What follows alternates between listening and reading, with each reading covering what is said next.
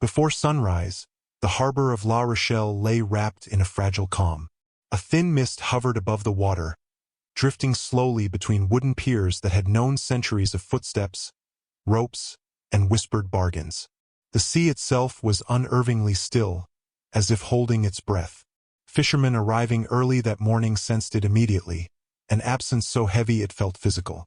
The docks were empty in a way they had never been before. No creaking hulls, no fluttering banners, no armored silhouettes moving between ships. The vessels that should have been there, the ones everyone knew belonged to the Knights Templar, were gone. For years, the sight had been familiar. Large, well-maintained ships bearing no national colors, crewed by disciplined men who spoke little and asked fewer questions. They came and went at odd hours, sometimes under moonlight, sometimes before dawn, always with purpose. The harbor masters did not inspect their cargo. Customs officials did not board them. Even the king's agents kept their distance. These ships answered to no crown, only to the red cross stitched onto white sails and cloaks. And now, overnight, every one of them had vanished. At first, confusion spread quietly. Dockworkers assumed the fleet had sailed earlier than usual. Sailors scanned the horizon, expecting to see dark shapes cutting through the morning fog. But the horizon remained empty. Hours passed. The tide shifted. Still nothing. By midday, the silence had begun to feel wrong. La Rochelle was a port that lived on movement. Goods, people, noise. Yet the piers once claimed by the Templars stood deserted. Ropes neatly coiled, mooring posts bare, as if the ships had never existed at all. No alarms were raised. No pursuit was ordered. No royal messenger arrived demanding answers. That, more than anything else, unsettled those who understood power. The Knights Templar were not merely warriors or monks. They were creditors to kings, guardians of vaults, and masters of logistics. Their fleet represented wealth, secrecy, and influence on a scale few could comprehend. And yet, when it disappeared, the world did not immediately react. It was as if silence itself had been commanded. Only days later did the truth begin to seep through France like poison through water. On the morning of October 13, 1307, soldiers had moved across the kingdom with sealed orders from King Philip IV. Monasteries were surrounded. Doors were broken down. Knights were dragged from their beds in chains. Accusations of heresy, blasphemy, and corruption followed swiftly, spoken with rehearsed certainty. The order of the temple, once untouchable, had fallen in a single coordinated strike. But even as hundreds of knights were imprisoned, interrogated, and tortured, one question echoed quietly among those who knew the full scope of the order's power. Where was the fleet? The king's men had seized castles, commanderies, treasuries, and records. They had arrested the Grand Master himself. Yet not a single ship had been captured. Not one crewman had been detained at sea. No cargo had been intercepted. It was as though the maritime arm of the order had slipped through history's fingers at the very moment the net closed. This was not a minor detail. In medieval Europe, ships were slow, vulnerable, and visible. They required preparation, crews, supplies, and favorable winds. Moving a single vessel unnoticed was difficult. Moving an entire fleet without leaving a trace was nearly impossible. And yet that was precisely what appeared to have happened. Rumors began to spread, first in hushed tones, then in bolder whispers. Some claimed the ships had left the night before the arrests, warned by a traitor within the royal court. Others insisted the Templars had long anticipated betrayal and prepared an escape route years in advance. There were even those who believed the disappearance was not an escape at all, but a final act of defiance. A deliberate vanishing meant to deny their enemies the greatest prize of all. What made the mystery deeper was what the ships were believed to carry. The Templars were bankers as much as they were knights. Kings deposited fortunes with them. Nobles entrusted them with gold, silver, jewels, and sacred relics. Entire treasuries passed through their hands, moved discreetly across land and sea under the protection of sworn brothers. If the order had decided to move its wealth, the fleet would have been the only way to do it swiftly and beyond the reach of royal soldiers. But wealth alone does not explain the fear that followed their disappearance. Medieval chroniclers hinted at darker possibilities. Forbidden texts, secret knowledge brought back from the East, objects said to grant legitimacy, power, or divine favor. These were the kinds of rumors that flourished when facts were scarce and anxiety was high. And the fact remained, whatever the Templars chose to take with them, it was important enough to risk everything for. As weeks turned into months, the absence became permanent. No ship returned. No wreckage washed ashore. No foreign port reported the arrival of a mysterious fleet flying the Red Cross. The sea, usually so eager to reveal the remains of human ambition, kept its silence. Even storms yielded nothing. Meanwhile, on land, the destruction of the order continued. Knights confessed under unbearable pain. Others died proclaiming their innocence. Properties were seized and redistributed. The name of the Templars was slowly poisoned, reshaped into a symbol of corruption rather than devotion.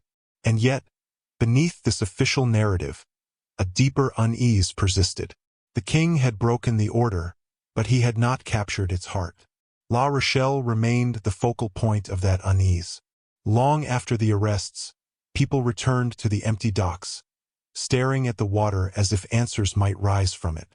Some claimed to have seen strange lights offshore at night. Others spoke of coded messages carved into stone or whispered among former Templar servants who vanished soon after. None of it could be proven. All of it added to the sense that something immense had slipped away at the precise moment history tried to close its grip. In the years that followed, the disappearance of the fleet faded from official records but not from memory. Chroniclers mentioned it only briefly, if at all. Legal documents focused on trials and property transfers. The silence was deliberate. To acknowledge the escape was to admit failure, to confess that the greatest coordinated arrest in medieval Europe had been incomplete. And yet, absence has a way of speaking louder than evidence. The missing ships became a shadow haunting the story of the Templars. Every unanswered question pointed back to that morning when the harbor stood empty. Every theory, no matter how distant or fantastical, began with the same undeniable fact. The Knights Templar had possessed a fleet, and when their enemies came for them, that fleet was already gone. Perhaps it was coincidence. Perhaps it was luck. Or perhaps, long before the torches were lit and the chains prepared, the Templars had already chosen the sea as their final refuge. If so, then the events of October 1307 were not the end of the order, but the beginning of something far more elusive, a mystery that would drift through centuries, carried on tides of rumor, fear, and fascination. Because ships do not simply vanish. Not without reason, not without planning, and not without leaving behind a question powerful enough to outlive kings, popes, and empires. The bells rang at dawn, their sound rolling across Paris like a warning disguised as prayer. Monks stirred in their cells, merchants opened their shutters, and guards adjusted their cloaks against the cold October air. It was Friday, the 13th day of the month, and no one yet understood that history was about to fracture. Across France, sealed orders were being unrolled at the same moment, their wax broken in silence, their words read once and never aloud again. Soldiers moved quickly, with a precision that spoke of long preparation. They did not shout. They did not argue. They knocked only once, and when doors were not opened immediately, they were forced. In Templar commanderies, brothers were pulled from beds before sunrise, still half-dressed, their faces marked by confusion rather than fear. Many believed it was a mistake. Some thought it was a test. A few understood instantly that something irreversible had begun. The accusations came swiftly and brutally. Heresy, blasphemy, idol worship, crimes so shocking they felt unreal, especially when spoken against men who had sworn their lives to the Church. The charges were not debated. They were declared. Knights were bound, their red crosses torn from their cloaks, their swords confiscated as if they had suddenly become strangers to the faith they had defended for generations. By nightfall, hundreds were imprisoned. By the end of the week, thousands. The arrests reached from Paris to the smallest rural commandery, executed with such coordination that it seemed impossible anyone could have escaped. King Philip IV had planned well. He had chosen secrecy, speed, and total surprise. At least that was how it appeared.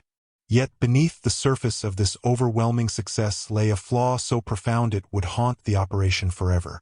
While knights were being chained on land, the sea remained untouched. No ports were closed. No ships were searched. No orders were sent to intercept vessels flying the Templar cross. The king's net, wide as it was, had been cast in only one direction. Philip's motivations were as practical as they were personal. France was exhausted by war and debt. The crown owed enormous sums to the Knights Templar, who had become the bankers of Europe. They financed crusades, managed royal treasuries, and issued letters of credit that made travel and trade safer than ever before. To destroy the order was to erase a debt that could never otherwise be repaid. To seize its assets was to refill an empty treasury overnight. But Philip could not act alone. The Templars answered directly to the Pope, not to kings. To move against them required spiritual authority, or at least the appearance of it. Pope Clement V, a cautious and politically fragile figure, was pressured relentlessly. He hesitated, questioned, delayed.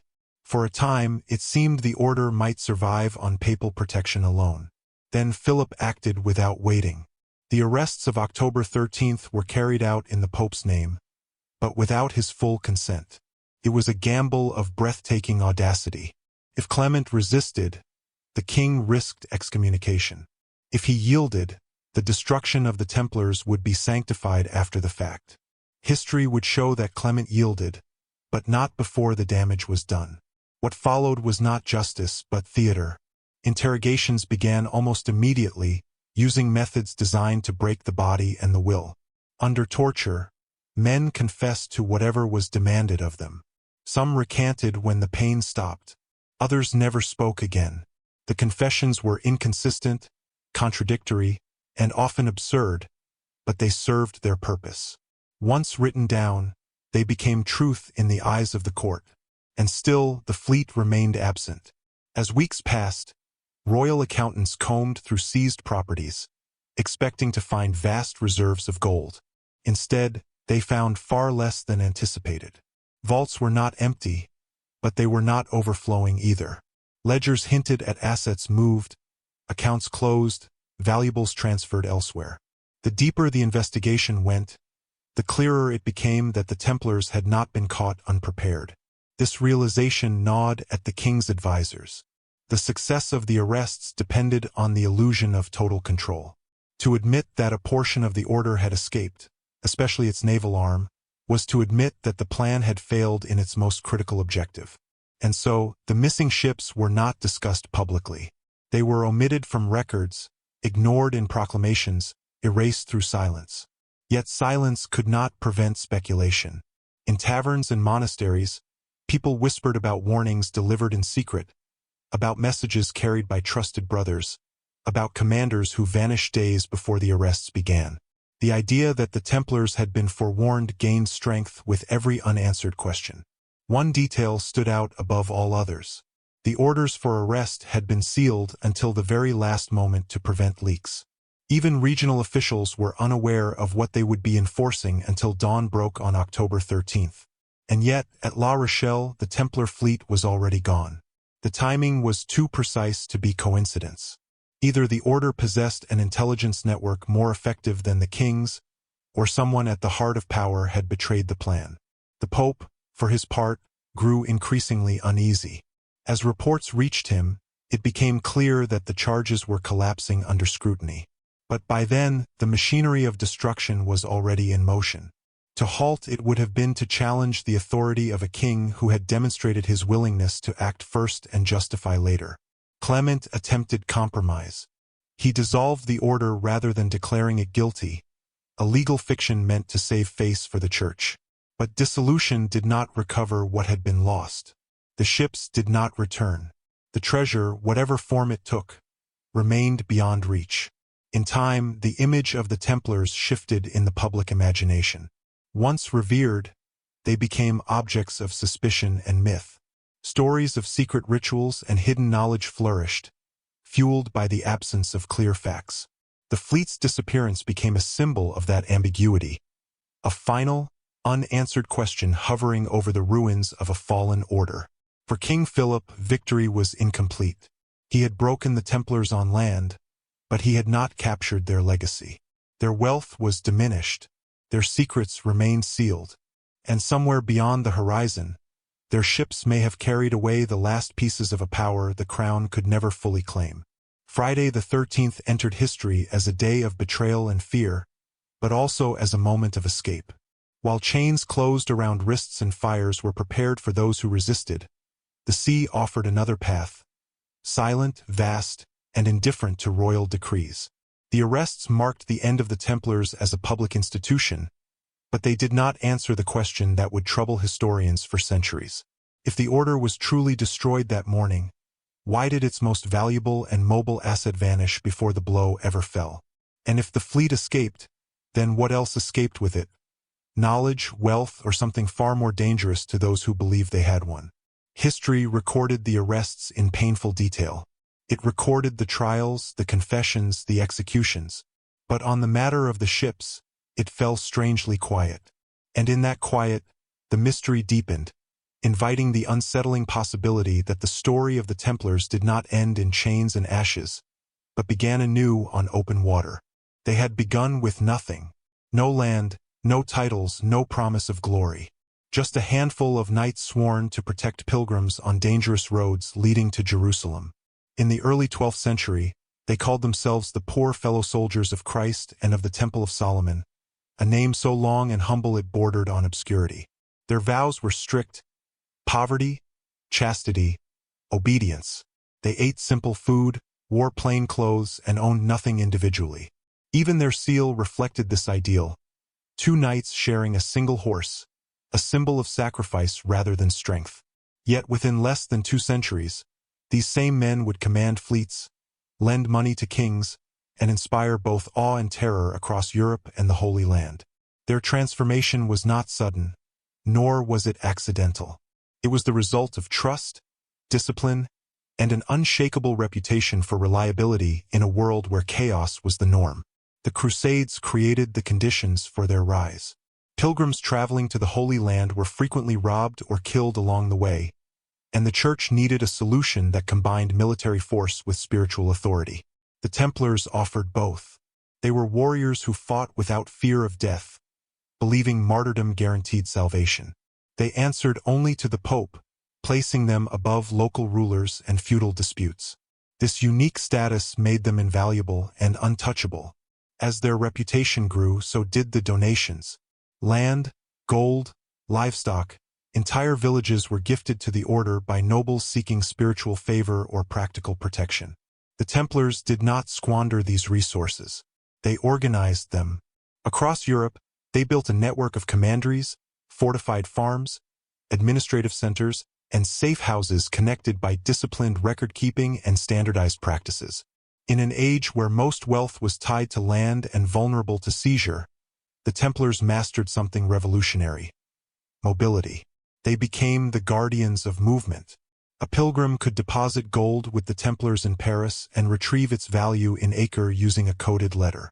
A king could store his treasury in a Templar fortress, trusting that it would be guarded more fiercely than his own palace. This was banking before banks, logistics before modern bureaucracy. And it worked because the order was trusted more than any single ruler. Trust became their greatest asset and their greatest danger. As Europe descended into frequent wars and shifting alliances, monarchs found themselves constantly short of funds. The Templars filled the gap. They financed campaigns, paid ransoms, and stabilized economies strained by conflict.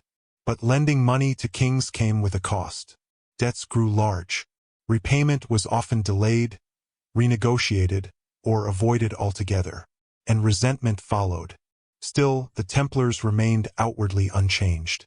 They wore the same white cloaks, observed the same austere rituals, and spoke the same vows of humility. This contrast between their spiritual simplicity and their material power made them both admirable and unsettling. How could men who claimed poverty control such wealth? How could warriors sworn to obedience act with such independence? The answer lay in their structure.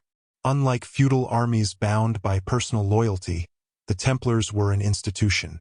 Commanders could be replaced without weakening the whole. Orders were transmitted efficiently. Resources flowed where needed, not where tradition dictated. They were, in many ways, the first multinational organization in Western history. And like all such organizations, they learned quickly that power needed protection beyond swords and walls. The sea became essential. Ships allowed the Templars to move men, money, and supplies between Europe and the Holy Land faster and safer than any overland route. Over time, their maritime operations expanded quietly. They acquired ports, negotiated exemptions, and trained crews who were as disciplined as any knight. Their ships bore no royal insignia, making them politically neutral and difficult to challenge. Unlike merchant fleets driven by profit, the Templar Navy served strategy. It existed to ensure continuity, to keep the order functioning even if one region fell. This was a lesson learned the hard way. When Muslim forces reclaimed Jerusalem, many Christian institutions collapsed. The Templars did not. They adapted, retreating, regrouping, maintaining supply lines long after others had surrendered. That resilience bred suspicion. To their supporters, the Templars were the last true defenders of Christendom, incorruptible, fearless, and efficient. To their enemies, they were an unaccountable force, hoarding wealth and secrets behind a veil of sanctity. Whispers began to circulate. Why did the order need such elaborate internal rituals? Why were their meetings closed to outsiders? Why did they seem to operate according to rules no one else understood? Some of these questions were innocent misunderstandings. Others were deliberately cultivated. In a medieval world where mystery easily turned to fear, secrecy was dangerous. And the Templars, by necessity, were secretive. Their financial systems relied on discretion. Their military plans required confidentiality. Their survival depended on knowing when to speak and when not to. By the late 13th century, the geopolitical landscape had shifted dramatically. The Crusader states were gone. The original mission of the order, to protect pilgrims in the Holy Land, was effectively obsolete. Yet the Templars remained, powerful and wealthy, without a clear external enemy. That contradiction was impossible to ignore. Kings who once needed them began to question them. Nobles who once donated land now coveted it back. Clergy who once praised their devotion now scrutinized their practices. The very efficiency that had made the order indispensable now made it threatening. Still, the Templars did not disband. They believed themselves necessary. They believed their work was unfinished. And perhaps most dangerously of all, they believed they were prepared for whatever came next. This belief shaped everything they did in their final years. Assets were reorganized. Records were streamlined. Certain treasures were moved, others concealed. Maritime routes were reinforced. The order behaved not like an institution at peace, but like one bracing for impact. To the outside world, nothing appeared amiss. The knights continued their routines. Commanderies operated as usual. Ships sailed in and out of ports without drawing attention. But beneath the surface, the Templars were thinking in terms of survival, not prestige. They had seen orders rise and fall. They had witnessed kings overthrown and alliances collapse overnight. They understood that power was temporary, but preparation could outlast it. So when the blow finally came, swift, coordinated, merciless, it did not strike an unguarded target. It struck an institution that had already learned how to fragment itself, how to preserve what mattered most, and how to disappear when remaining visible meant destruction. The transformation from poor knights to powerful kingmakers had taken generations. The transformation from public order to hidden legacy would take only a single night. And at the center of that transition stood the fleet, silent, mobile, and ready, waiting for the moment when land would no longer be safe. The world would remember the Templars as fallen giants, undone by greed and politics. But that memory ignored a crucial truth. Giants do not vanish by accident. And organizations that rise from nothing, master systems, and survive centuries of war do not face extinction without preparing an escape. Whatever the Templars truly were by the end, monks, bankers, warriors, or something in between, they were no longer naive. They understood the cost of power. And they understood, better than anyone else in medieval Europe, that sometimes survival does not mean winning. Sometimes it means leaving before the door is locked behind you. Power for the Knights Templar was never loud. It did not announce itself with banners or trumpet calls. It moved quietly along roads and rivers, through ledgers and locks, across borders that meant little to men who answered only to their own rule. Long before kings understood the value of systems, the Templars were building them, networks of trust and control that stretched from the windswept coasts of England to the sun-scorched ports of the eastern Mediterranean. At the heart of this power lay mastery of movement. Medieval Europe was a fragmented world, divided by feudal loyalties, tolls, and constant danger. Transporting wealth was risky, slow, and often deadly. Yet the Templars turned this chaos into opportunity. They developed standardized routes, guarded way stations, and coded documentation that allowed people and resources to move with unprecedented security. What others saw as impassable distance, the Order saw as manageable space. Their roads were not always physical. They were agreements, understandings, obligations reinforced by reputation. A Templar escort could pass through territories where rival armies clashed, because harming them carried consequences no ruler wanted to face. Their presence alone often prevented violence. This silent authority, earned rather than proclaimed, made them indispensable to pilgrims and princes alike. But roads were only the beginning. The real strength of the Order lay in its vaults. Across Europe, Templar commanderies contained secure storage rooms built with thick stone walls, iron-bound doors, and layered access protocols. These were not simple treasuries. They were early financial hubs, managing deposits, loans, and transfers with meticulous care. Wealth flowed in and out constantly, recorded by scribes trained to think in systems rather than hordes. Unlike kings, whose fortunes rose and fell with war and inheritance, the Templars diversified. Land provided stability. Loans generated influence. Donations ensured goodwill. And liquidity, wealth that could be moved quickly, offered survival. This last element would prove crucial. To move liquid wealth safely, the Order required something more flexible than caravans and something less vulnerable than feudal roads. The answer lay in the sea. The Templars did not invent maritime trade, but they refined its strategic use. While merchant guilds chased profit, the Order pursued reliability. Their ships were designed for endurance rather than speed, secrecy rather than spectacle. Crews were sworn members or trusted affiliates bound by oath, not wages. Cargoes were documented in ways that revealed little to outsiders. A ship could sail under neutral authority, protected not by flags but by reputation.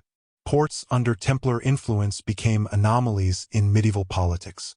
At places like La Rochelle, local officials understood the unspoken rules. Inspection was minimal. Questions were discouraged. Interference was unwise. These ports functioned as extensions of the Order's internal world, a parallel infrastructure operating alongside royal authority, yet largely immune to it. This autonomy unsettled rulers who depended on visibility and control. Kings knew how to tax land, command armies, and punish rebels. They did not know how to govern networks that existed beyond borders. The Templars did. Communication flowed through couriers trained to memorize messages rather than carry them. Instructions were often oral, passed along chains of trusted brothers. Written records existed, but they were coded, compartmentalized, and distributed. No single capture could expose the whole system. This was not paranoia, it was experience. The Order had survived ambushes, betrayals, and political reversals for generations. Over time, this operational intelligence created something unprecedented. A self-sustaining institution capable of absorbing shocks that would have destroyed any feudal house. If one commandery fell, another compensated. If a route became dangerous, alternatives were activated. If political winds shifted, assets could be repositioned quietly and quickly. The Templars understood something fundamental about power. It was not about possession but access. Owning land was useful, but being able to move wealth was transformative. Having ships was important, but knowing when and where to deploy them was everything. This understanding shaped their final decades. As the Crusader states collapsed and enthusiasm for holy war waned, the Order faced an identity crisis. Their original mission was fading, but their infrastructure remained intact. Instead of dissolving, they repurposed. Maritime operations expanded. Atlantic routes received more attention. Certain ports grew in importance while others quietly declined. None of this attracted much notice. To the outside world, the Templars were stable, predictable, almost dull. Their very consistency made them invisible. Kings focused on wars. Popes navigated theological disputes. Merchants chased profit. Few stopped to consider how thoroughly the Order had embedded itself into the mechanics of medieval life. Until suddenly they did. When King Philip moved against the Templars, he aimed for the visible parts of their power: land, buildings, men. What he underestimated was the depth of the invisible system beneath. By the time royal agents seized commanderies, much of what truly mattered had already been relocated or abstracted into networks no single raid could destroy. The fleet was the most visible expression of this deeper intelligence, but it was not the only one. It was simply the part that could vanish entirely. Ships offered more than escape. They offered optionality. A vessel at sea was beyond immediate jurisdiction, beyond arrest, beyond interrogation. It existed in a space where medieval law was fragile and enforcement uncertain. For an order facing existential threat, this was not merely convenient, it was essential. It is unlikely the Templars planned a single dramatic flight in response to the arrests. More plausibly, they had been planning for uncertainty for years. Ships were kept ready. Crews were rotated. Cargoes were moved incrementally, in ways that attracted no attention. By the time the decisive moment arrived, the infrastructure for disappearance was already in place. This was the paradox of the Templars' downfall. Their enemies believed they were striking suddenly, decisively, without warning. In reality, they were colliding with an institution that had been rehearsing for collapse without ever acknowledging it publicly. The sea, vast and indifferent, became the final layer of security. Unlike land, it could not be seized. Unlike gold, it could not be confiscated. It offered no records, no witnesses, no certainty. For men trained to think in contingencies, it was the perfect refuge. And so, when the Order fell on land, its systems did not fall with it. Roads went quiet. Vaults were opened and found lacking.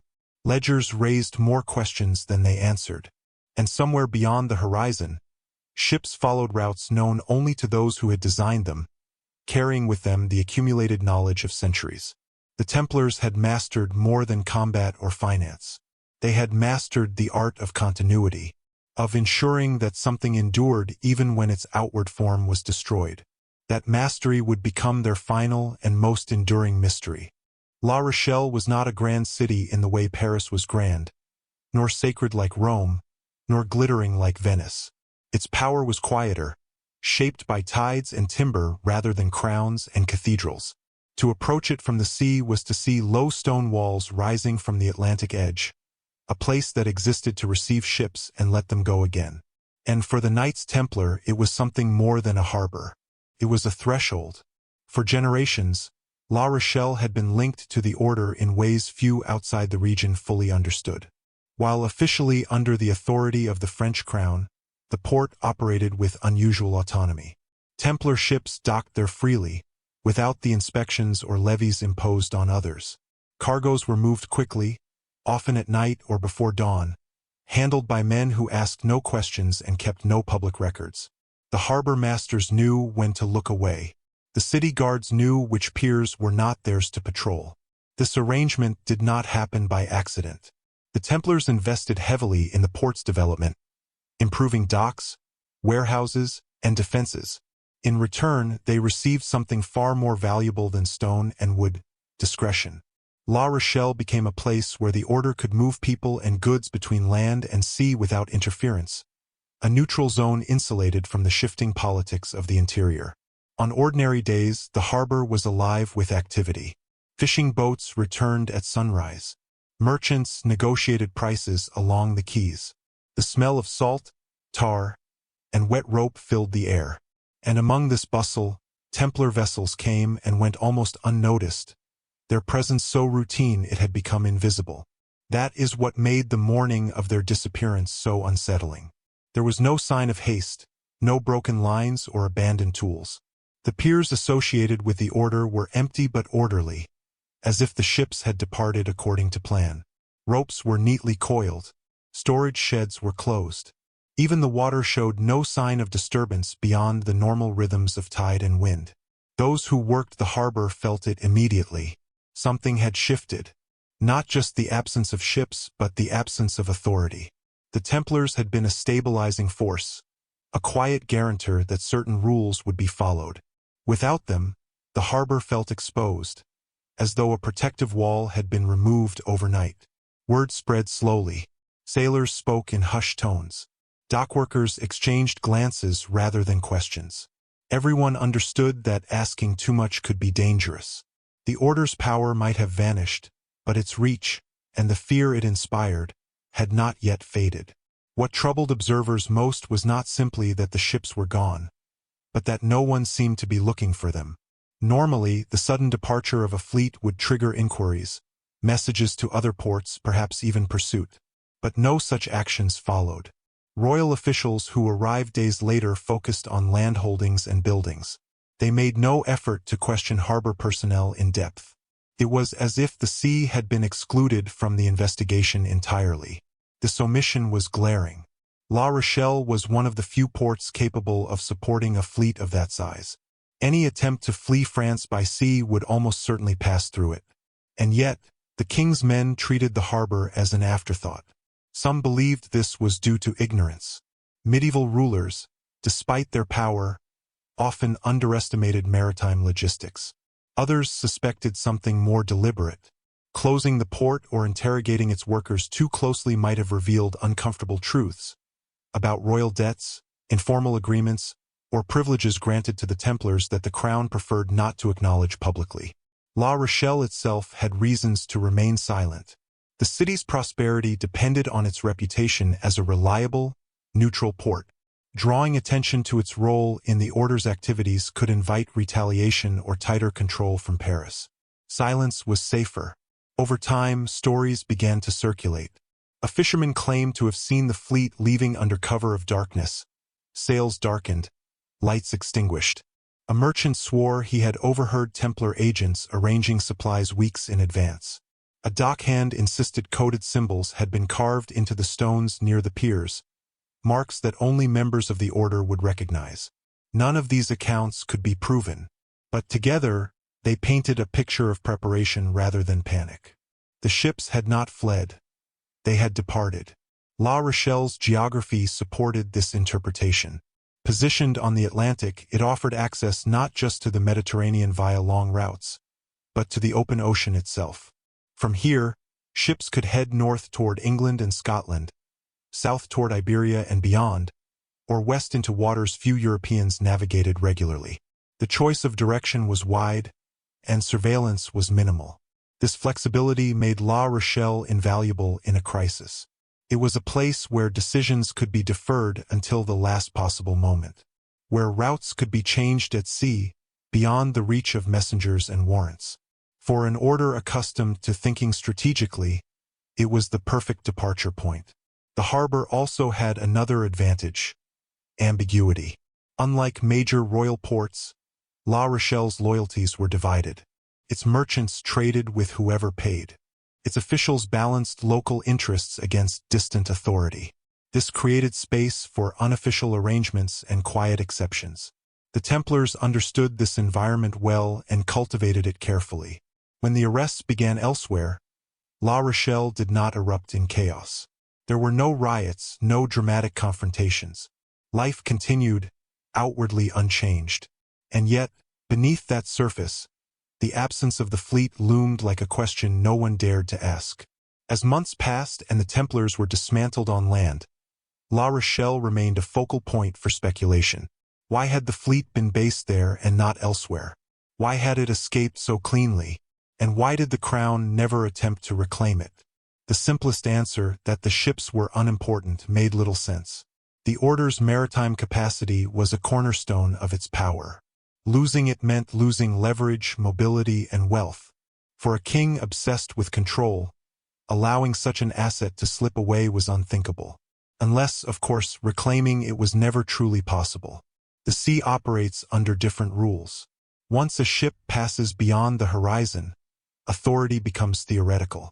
Pursuit requires intelligence, coordination, and resources that medieval states rarely possessed. Even a determined king could do little once the moment had passed.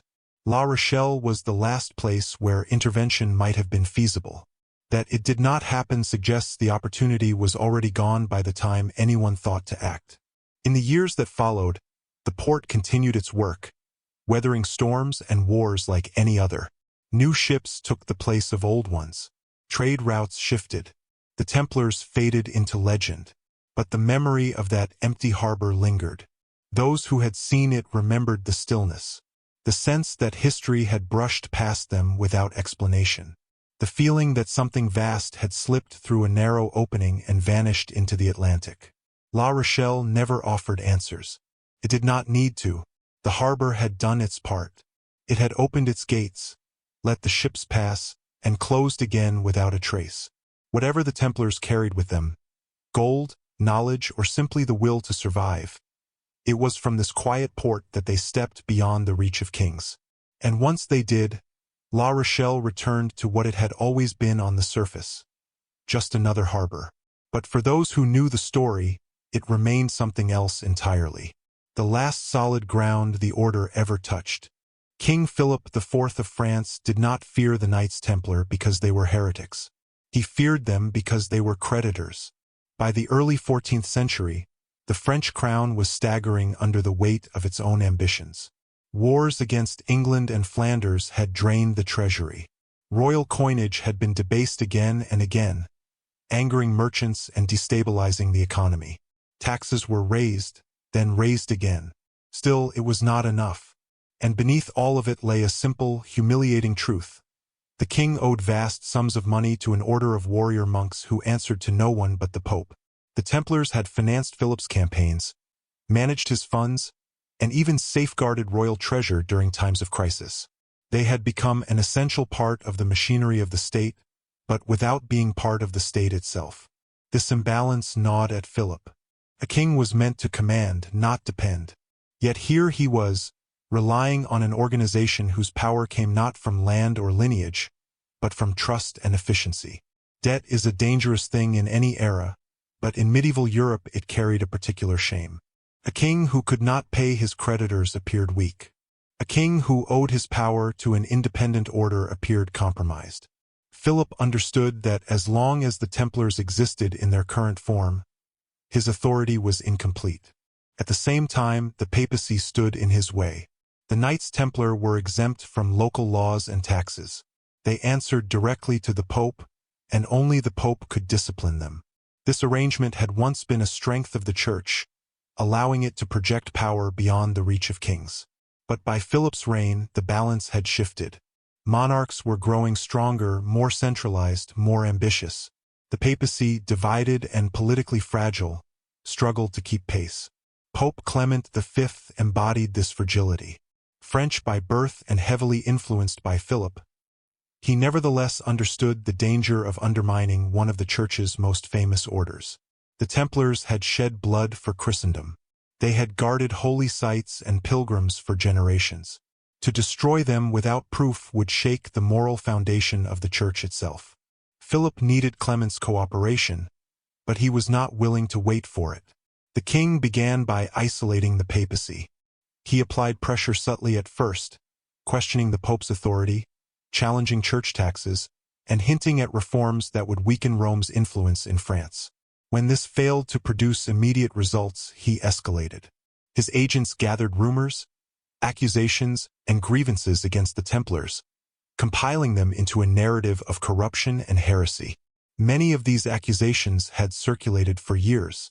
Claims of secret rituals, improper conduct, and strange initiations had been whispered by enemies of the order long before Philip acted. What changed was the willingness of the crown to treat these rumors as weapons rather than gossip. Still, Clement hesitated. He ordered inquiries, requested evidence, and urged caution. The Pope was caught between conscience and survival. Openly opposing Philip risked a schism. Yielding risked complicity in injustice. In the end, events overtook his deliberation. When the arrests began on October 13, 1307, Clement was not fully prepared. He protested after the fact, asserting papal authority over the order, but the damage was done. The king controlled the prisoners, the evidence, and the narrative. The Pope could either resist and risk irrelevance, or adapt and retain some measure of influence. He chose adaptation. Under pressure, Clement authorized investigations that relied heavily on confessions extracted under torture. He dissolved the order not by declaring it guilty, but by claiming it was beyond saving. This legal maneuver allowed the Church to avoid a formal condemnation while still satisfying the king's demands. On paper, it was a compromise. In reality, it was a surrender. But even as Philip celebrated his apparent victory, a troubling realization emerged. The assets seized from the Templars were significant, but not transformative. They did not erase the crown's debts. They did not restore economic stability. Too much was missing. The fleet was the most obvious absence. Ships were expensive, valuable, and difficult to replace. Losing them meant losing not just vessels, but the cargo, crews, and knowledge they carried. Yet Philip could not claim them. They were gone, and no amount of legal authority could bring them back. This absence changed the nature of Philip's triumph. He had destroyed the order as a public institution, but he had not fully absorbed its power. Something essential had slipped away, leaving him with the shell rather than the substance. For Clement, the loss was even more profound. By allowing the Templars to be dismantled under royal pressure, the papacy signaled its own vulnerability. If an order as prestigious as the Templars could be destroyed, then no ecclesiastical institution was truly safe. The Church's claim to stand above kings had been quietly undermined. Both men gained something and lost something. Philip gained land, wealth, and a sense of dominance. Clement gained temporary peace. But neither gained control over the story that followed. As rumors spread about the missing fleet, they took on political significance. If the Templars had escaped with treasure or documents, then the king's victory was incomplete. Worse, it suggested that the order had anticipated betrayal and acted accordingly. This implied foresight, organization, and resilience, qualities that contradicted the image of corrupt heretics the crown was trying to promote. Official records avoided the subject. Royal proclamations emphasized confessions and crimes, not missing ships. Papal bulls spoke of dissolution, not escape. Silence became policy. Yet silence cannot erase contradiction. The more the authorities insisted the Templars were powerless, the more people wondered how such a powerless group had managed to outmaneuver a king. The disappearance of the fleet became a quiet indictment of both crown and church, a reminder that control had limits. In later years, Philip would face unrest, financial strain, and a legacy clouded by cruelty. Clement would die with his reputation forever marked by compromise. Neither would live to see how deeply the mystery of the Templars would take root in the human imagination. What began as a financial and political maneuver had unleashed something neither man could contain. By striking at the order, they had exposed the fragility of their own authority. By failing to capture the fleet, they had left open the possibility that the Templars were not simply victims of history, but active participants in shaping their own disappearance. In the end, the alliance between a desperate king and a cautious pope achieved its immediate goal, but at a cost neither fully understood. They removed a powerful institution from the visible world, only to discover that some forms of power do not vanish when attacked. They change shape, retreat into shadows, and wait.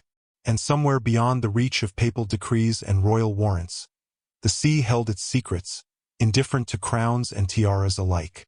When the royal agents finally pried open the vaults of the Knights Templar, what they found was both impressive and disappointing. There was silver, coin, plate, and land deeds enough to satisfy the public image of a wealthy order, but not nearly enough to justify the fear, obsession, and desperation that had driven the crown to destroy them. For an institution that had acted as banker to kings and princes, the absence was glaring. Something was missing. and everyone who understood the scale of the Templars' operations knew it. Medieval wealth was not measured only in gold. It was measured in control, of routes, of credit, of knowledge. The Templars excelled in all three. Their commanderies were known to hold valuables entrusted to them by others, treasuries that did not belong to the order, but were kept under its protection. These deposits could be moved at any time, withdrawn without public record, and transferred across borders with remarkable efficiency. When the arrests came, many of these deposits were simply gone. This raised an unsettling possibility. The fleet had not merely carried away the order's own wealth, but the wealth of Europe itself. Kings, nobles, and merchants who had stored assets with the Templars now faced a terrifying uncertainty. Their money was no longer accessible, and admitting its existence could expose them to scrutiny or ridicule. Many chose silence. Some quietly accepted the loss. Others spent years searching for intermediaries who might know where the order's resources had gone. Few found answers. But gold was only part of the mystery. Rumors that spread in the aftermath of the arrests hinted at something far more dangerous than missing money. Under torture, some knights spoke of sacred relics hidden from unworthy eyes. Others muttered about texts brought back from the East, knowledge too powerful or controversial to be left in royal hands. These statements, extracted through pain, were unreliable, but they ignited imaginations already primed for fear. The Templars had spent decades in the Holy Land, operating near sites central to Jewish, Christian, and Islamic tradition. They had access to ancient ruins, libraries, and scholars from cultures far older than medieval Europe. It was inevitable that people would speculate about what they might have learned or taken. Among the most persistent legends was that the order had discovered something beneath the ruins of the Temple of Solomon itself. No contemporary evidence supports this claim, yet the belief endured. The idea that the Templars possessed secret knowledge linking divine authority to material objects made their disappearance far more unsettling. If they had simply hidden gold, it could be stolen or found. But knowledge could be passed on, concealed, or used in ways no army could stop. This distinction mattered deeply to the crown. Gold could fund rebellion. Knowledge could undermine legitimacy. A king could recover treasure through force, but secrets had a way of resurfacing when least expected. Royal investigators searched for inventories, hoping to reconstruct what had been removed before the arrests. What they found instead were gaps. Accounts that ended abruptly. References to shipments without destinations. Mentions of valuables transferred according to instruction. With no further explanation, it was as if the order had deliberately erased the trail. The fleet, in this context, became more than a means of escape. It became a vault in motion. Ships offered something land could not: plausible disappearance. Cargo loaded at one port could be unloaded at another under a different name, or never unloaded at all. Once at sea, wealth ceased to be traceable. This mobility also extended to people. Skilled administrators, financiers, and navigators could vanish as easily as chests of coin. If the Templars intended to preserve their legacy, securing their human capital was as important as securing their treasure. Not all rumors were grand. Some spoke of mundane but still critical assets. Account books detailing debts owed by powerful figures, including the French crown itself. If such records existed and were removed, they represented leverage of a different kind. A debt known only to the creditor is dangerous. A debt that can no longer be proven is liberating. From Philip's perspective, the disappearance of these records may have been as valuable as the seizure of land. Without documentation, obligations vanished. But this also meant that the king could never be certain what evidence might reappear in the future, wielded by enemies or rivals who claimed inheritance from the order. The uncertainty was corrosive. It bred paranoia. Every unexplained symbol, every rumor of a surviving Templar, every distant port report took on exaggerated importance. The crown had destroyed the order, but it had not destroyed the idea that the order still possessed something of immense value. In time, storytellers filled the gaps. The Holy Grail, the Ark of the Covenant, relics of unimaginable power. These legends say more about medieval fear and fascination than historical fact. Yet they persist because they speak to a deeper truth. the sense that the Templars were guarding something that went beyond wealth. Whether that something was spiritual authority, esoteric knowledge, or simply the proof of corruption among Europe's elite, its disappearance made it unreachable. And in being unreachable, it became infinitely more powerful in the imagination. What is often overlooked is how practical the Templars were. They were not mystics in the modern sense. They were administrators, engineers, and strategists. If they removed assets, they did so with intent. They prioritized what would ensure continuity, not what would satisfy legend. Gold could buy time. Documents could preserve influence. Skilled people could rebuild networks elsewhere. These were the true treasures of the Order, and they were exactly the things most likely to be placed aboard ships. The absence of evidence has allowed theories to flourish, but it has also revealed something important about the moment itself. The Templars did not behave like a group surprised by destruction. They behaved like one executing a contingency plan. When the arrests came, there was no frantic scrambling to hide valuables. There was no trail of abandoned chests or panicked flight. Instead, there was emptiness, clean, deliberate, and complete. This suggests that whatever the fleet carried, it had been prepared long before October 1307. The ships were not loaded in a rush. They were loaded as part of a process.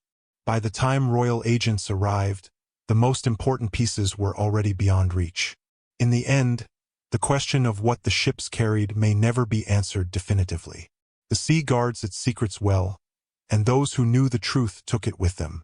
But the impact of that absence is undeniable. The destruction of the Templars was meant to be a display of total victory. Instead, it exposed a void, an empty space where certainty should have been.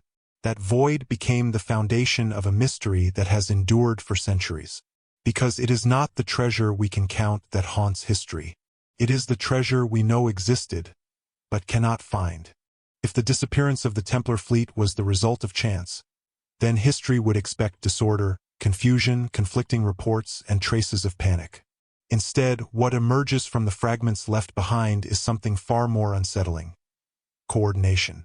The ships did not flee in chaos. They departed with purpose, as if responding to a signal understood by only a few.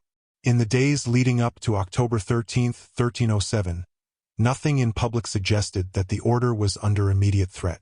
Templar commanderies continued their routines. Knights attended prayers. Accounts were balanced. Ships entered and left ports as they always had. Yet behind this facade of normalcy, something had shifted. Certain brothers vanished from records. Cargoes were redirected. Messages were carried by trusted couriers who did not write them down. The king's plan depended on secrecy. His arrest orders were sealed and distributed with instructions that they be opened only at dawn on the chosen day. Even local officials were unaware of their contents until the last moment. By all conventional measures, the operation should have been airtight. And yet, the fleet was gone before the first door was broken. This implies foreknowledge. Either the Templars had been warned, or they had anticipated the attack without knowing its exact timing. Both possibilities are deeply troubling for the narrative of royal control. Warnings could only have come from a narrow circle. The arrest orders passed through hands at court, among clerks, advisors, and messengers. A single sympathetic official could have altered the course of events. Alternatively, the Templars may have been monitoring the political climate closely enough to sense that the final blow was imminent. They had reason to be alert. Accusations against the Order had been growing louder for years. Their privileges were increasingly resented. Royal finances were in crisis. Papal hesitation was becoming more obvious. To an organization trained in risk assessment, these signs would have been impossible to ignore. Preparation did not require certainty, only probability. The Templars were masters of contingency.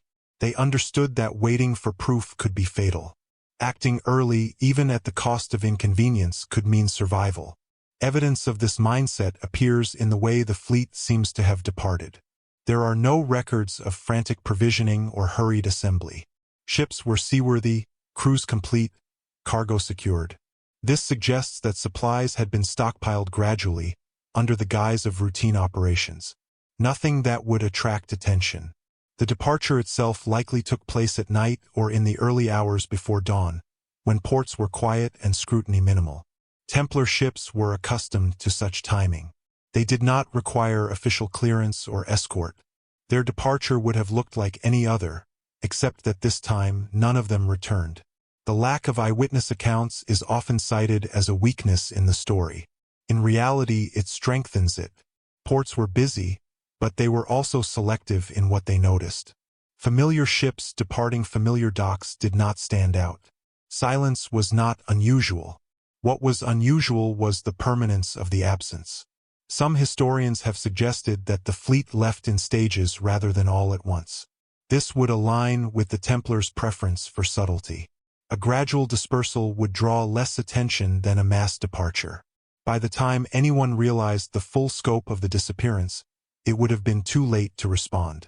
If this is true, then the image of a single dramatic escape is misleading. The real escape may have been administrative rather than theatrical, a series of small, unremarkable decisions that added up to an irreversible outcome. The role of betrayal, if it existed at all, may also be misunderstood. Popular narratives imagine a traitor warning the Templars at the last moment, prompting a desperate flight. But a more likely scenario is that information flowed indirectly. Changes in tone at court, delays in correspondence, unusual movements of royal officials. These signals, read correctly, would have been enough. The Templars were deeply embedded in European society. They lent money to nobles. They employed lay workers. They interacted with clergy and merchants daily. Information moved through these networks constantly. One did not need a formal warning to sense danger. What is striking is not that the order acted, but that it acted so effectively. The fleet was not intercepted. No rival power reported sightings.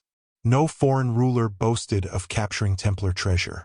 The operation succeeded beyond what even careful planning could guarantee.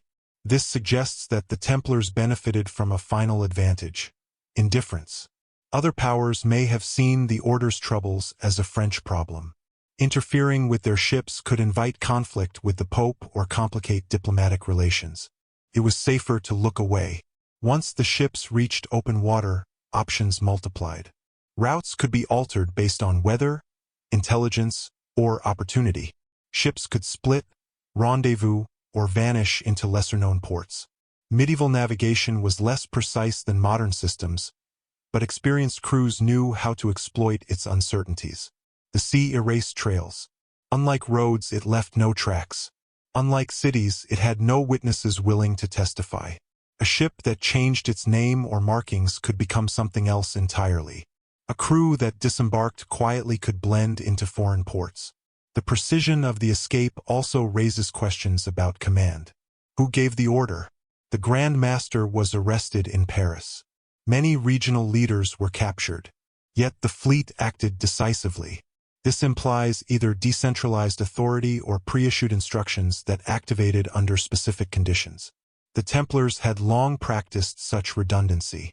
No single individual held absolute control. Orders were designed to function even if leadership was compromised. This resilience, admirable in war, proved devastating to those who believed capturing a few men could dismantle the whole. In the aftermath, the absence of chaos is telling. There were no desperate attempts by captured knights to bargain for their lives by revealing the fleet's destination. Even under torture, no consistent information emerged. This silence suggests that many genuinely did not know. Knowledge was compartmentalized, shared only on a need-to-know basis. Those who did know understood the stakes.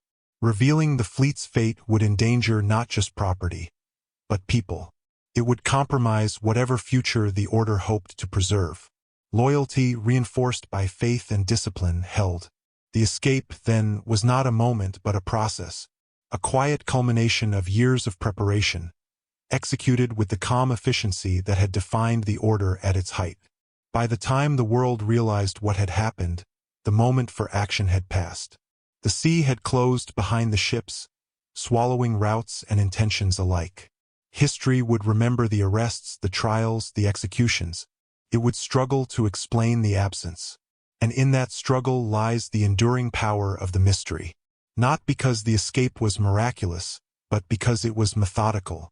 Not because it defied reason, but because it revealed a level of foresight that unsettles our assumptions. The Templars did not run. They withdrew. And in doing so, they demonstrated that even in an age of kings and popes, there were limits to how much control authority could truly exert. By the time the torches were lit on land, the Order's future was already sailing away into darkness. Ships vanish for many reasons. Storms tear them apart. Reefs rip open their hulls. Pirates seize them and scatter their crews. War sends them to the bottom in flames and splinters. The sea is ruthless, but it is also honest in its violence. When ships are lost, the ocean usually gives something back. Broken masts, floating barrels, bodies washed ashore, rumors carried from port to port. In the case of the Templar fleet, the sea gave nothing. This silence was not just unusual. It was extraordinary. Medieval waters were crowded with eyes. Fishermen, traders, sailors, and coastal communities lived by watching the horizon. News of shipwrecks spread quickly, especially when valuable cargo was involved. Even disasters far offshore often left traces that reached land within days or weeks. Yet, in the aftermath of the fleet's disappearance, no such traces appeared. No wreckage washed up along the Atlantic coast. No survivor staggered into a foreign harbor with tales of disaster. No pirate boasted of capturing ships flying the Red Cross. The absence of these signs removed the most obvious explanations one by one. Storms were the first possibility dismissed. The weather records of the time, sparse as they are, do not describe a catastrophic system capable of destroying an entire fleet at once. Even if such a storm had occurred, it would not have erased all evidence. Debris would have scattered along coastlines. Cargo would have surfaced. Instead, the sea remained strangely quiet. Piracy was equally implausible. Capturing a single ship was one thing. Capturing a coordinated fleet was another. Pirates sought profit, not secrecy.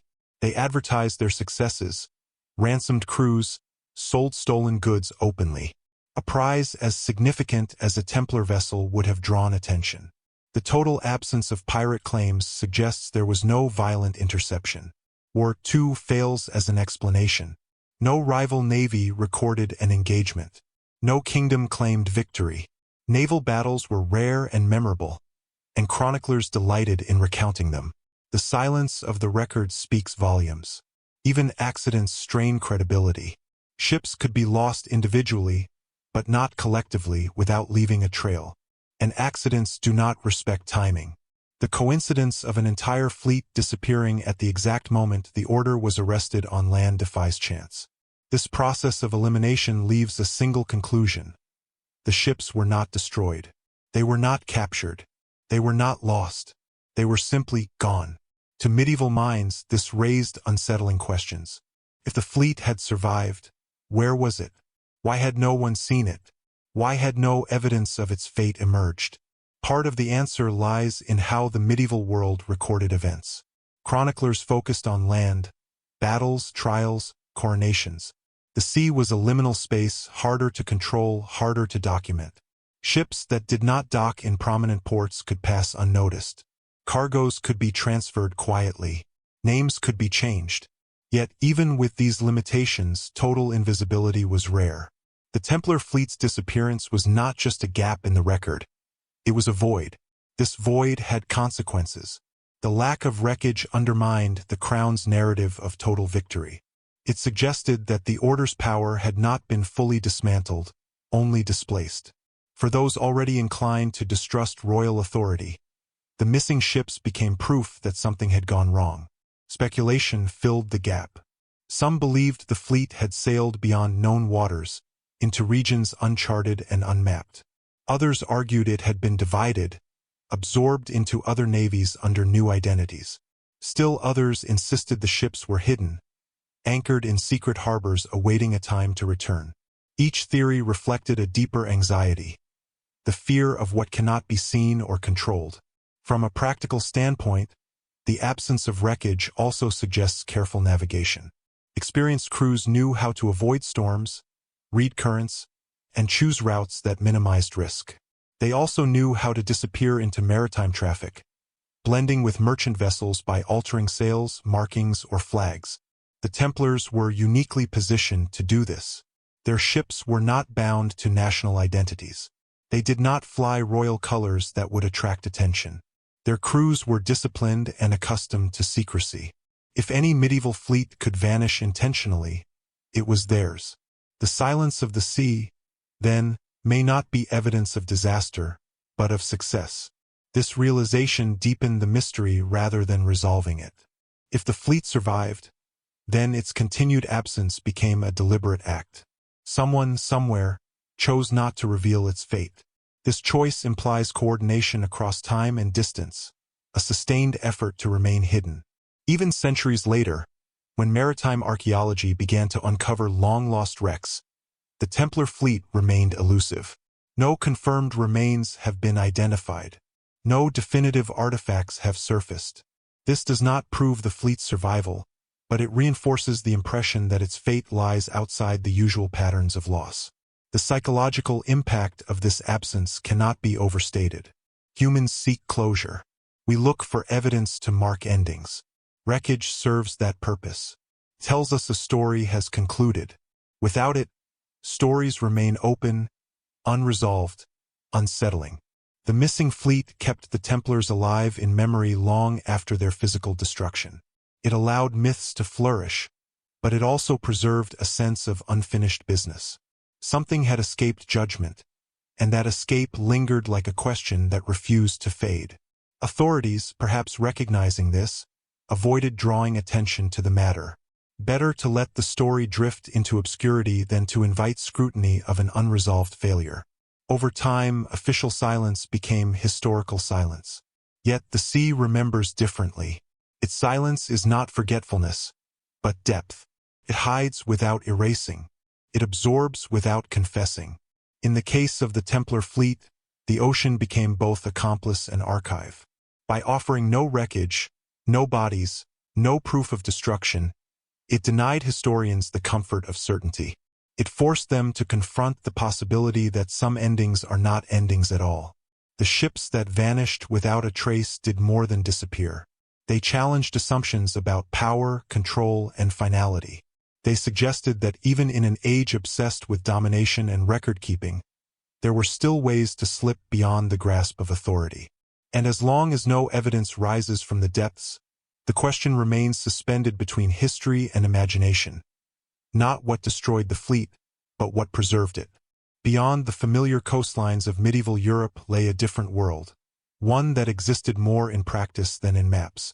Official charts of the early 14th century showed the Atlantic as a boundary, a vast and dangerous expanse beyond which monsters and darkness were imagined to dwell. But sailors knew better. They understood that the ocean was not an edge, but a highway, and that knowledge passed quietly between those who depended on it. The Knights Templar were among the few institutions with both the resources and the discipline to exploit this understanding. While kings focused on borders and battlefields, the order paid attention to currents, winds, and seasonal routes. Their interest in the Atlantic was practical rather than symbolic. It offered alternatives, paths not watched, not taxed, not claimed. Trade across the Atlantic coast of Europe was already active long before the Templars vanished. Fishermen from Brittany and Iberia followed migratory patterns far into open water. Merchants sailed between England, France, and the Iberian kingdoms routinely. These routes were not secret, but they were under-recorded. Knowledge of them lived in memory and experience, not parchment. What the Templars brought to this environment was organization. They had the means to standardize what others learned by trial and error. They could afford to lose ships in exploration, to map hazards, to test distances. Over time, this created a body of maritime knowledge that existed largely outside official awareness. This is crucial when considering the fleet's disappearance. A Mediterranean escape would have been visible, constrained by choke points and hostile powers. The Atlantic, by contrast, offered breadth and ambiguity. Ships could sail north or south, hug coasts or venture farther out, disappear into weather systems or unfamiliar harbors. Some historians argue that medieval ships lacked the capability for long Atlantic voyages. This underestimates both the technology and the sailors. By the early 1300s, European shipbuilders had developed sturdy vessels capable of extended travel. Square-rigged ships and emerging hybrid designs could handle rough seas. Navigation relied on experience rather than instruments, but that experience was deep. More importantly, the Templars did not need to cross an ocean to benefit from its obscurity. They only needed to enter a space where surveillance thinned and authority weakened. The Atlantic provided exactly that. Ports along the western coast of Europe operated with varying degrees of oversight. Smaller harbors welcomed ships without demanding records. In Iberia, political fragmentation created opportunities for quiet arrivals. In the north, distance from central authority bred indifference. A ship arriving under a different name or banner could pass unnoticed. There is also the matter of timing. The disappearance occurred during a period of transition. The old crusading world was fading. Attention was inward, focused on conflicts within Europe. Few were looking outward. This created a blind spot, a moment when movement through the Atlantic could occur with minimal scrutiny. The idea that the Templars might have used Atlantic routes does not require fantastical assumptions. It requires only an appreciation of medieval pragmatism. If the order sought survival, it would choose paths least likely to be monitored. Those paths lay west. Some have taken this further, suggesting that the fleet ventured beyond Europe entirely. Such claims are often dismissed as speculative, but they persist because they address a lingering question. Why did the ships never reappear in known ports? If they had remained within familiar trade networks, some trace would likely have emerged. It is possible that the fleet fragmented. Some ships may have docked and been absorbed into other operations. Others may have sailed farther, carrying their cargo beyond the reach of familiar authorities. Fragmentation would explain the lack of concentrated sightings. The Atlantic encouraged this strategy. Its vastness made coordination difficult for pursuers, but manageable for those with prearranged plans. Rendezvous points could be set along remote coasts. Supplies could be replenished discreetly. Communication could continue through merchant intermediaries. What matters is not whether the Templars crossed into unknown lands, but that they had the option to move beyond the frame of European control. This option alone would have changed the calculations of those planning the escape. The Crown's failure to monitor Atlantic routes reflects a broader limitation of medieval power. Kings governed people and places, not spaces. The ocean was a space. Fluid, shifting, resistant to control. To enter it was to step outside the structures of law and hierarchy. For an order accustomed to operating above borders, this was a natural extension of their philosophy. They did not see the sea as chaos, but as opportunity. This perspective also reframes the absence of pursuit. It was not merely oversight, it was incapacity. Even if the king had ordered ships to follow, coordination across the Atlantic coast would have been slow and unreliable. By the time orders reached distant ports, the fleet would already be gone.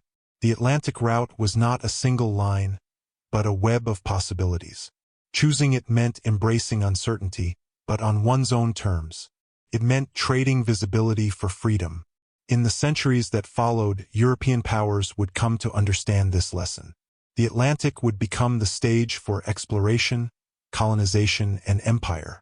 But in the early 14th century, it remained a frontier, one that rewarded those willing to move before others recognized its value. The Templars, if they used it, were ahead of their time.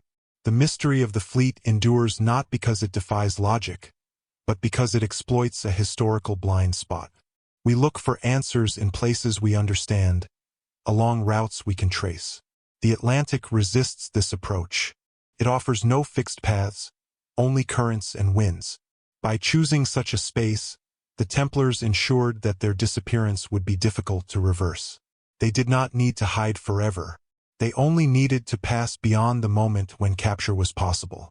Once that moment passed, the sea closed behind them, leaving history with questions instead of conclusions.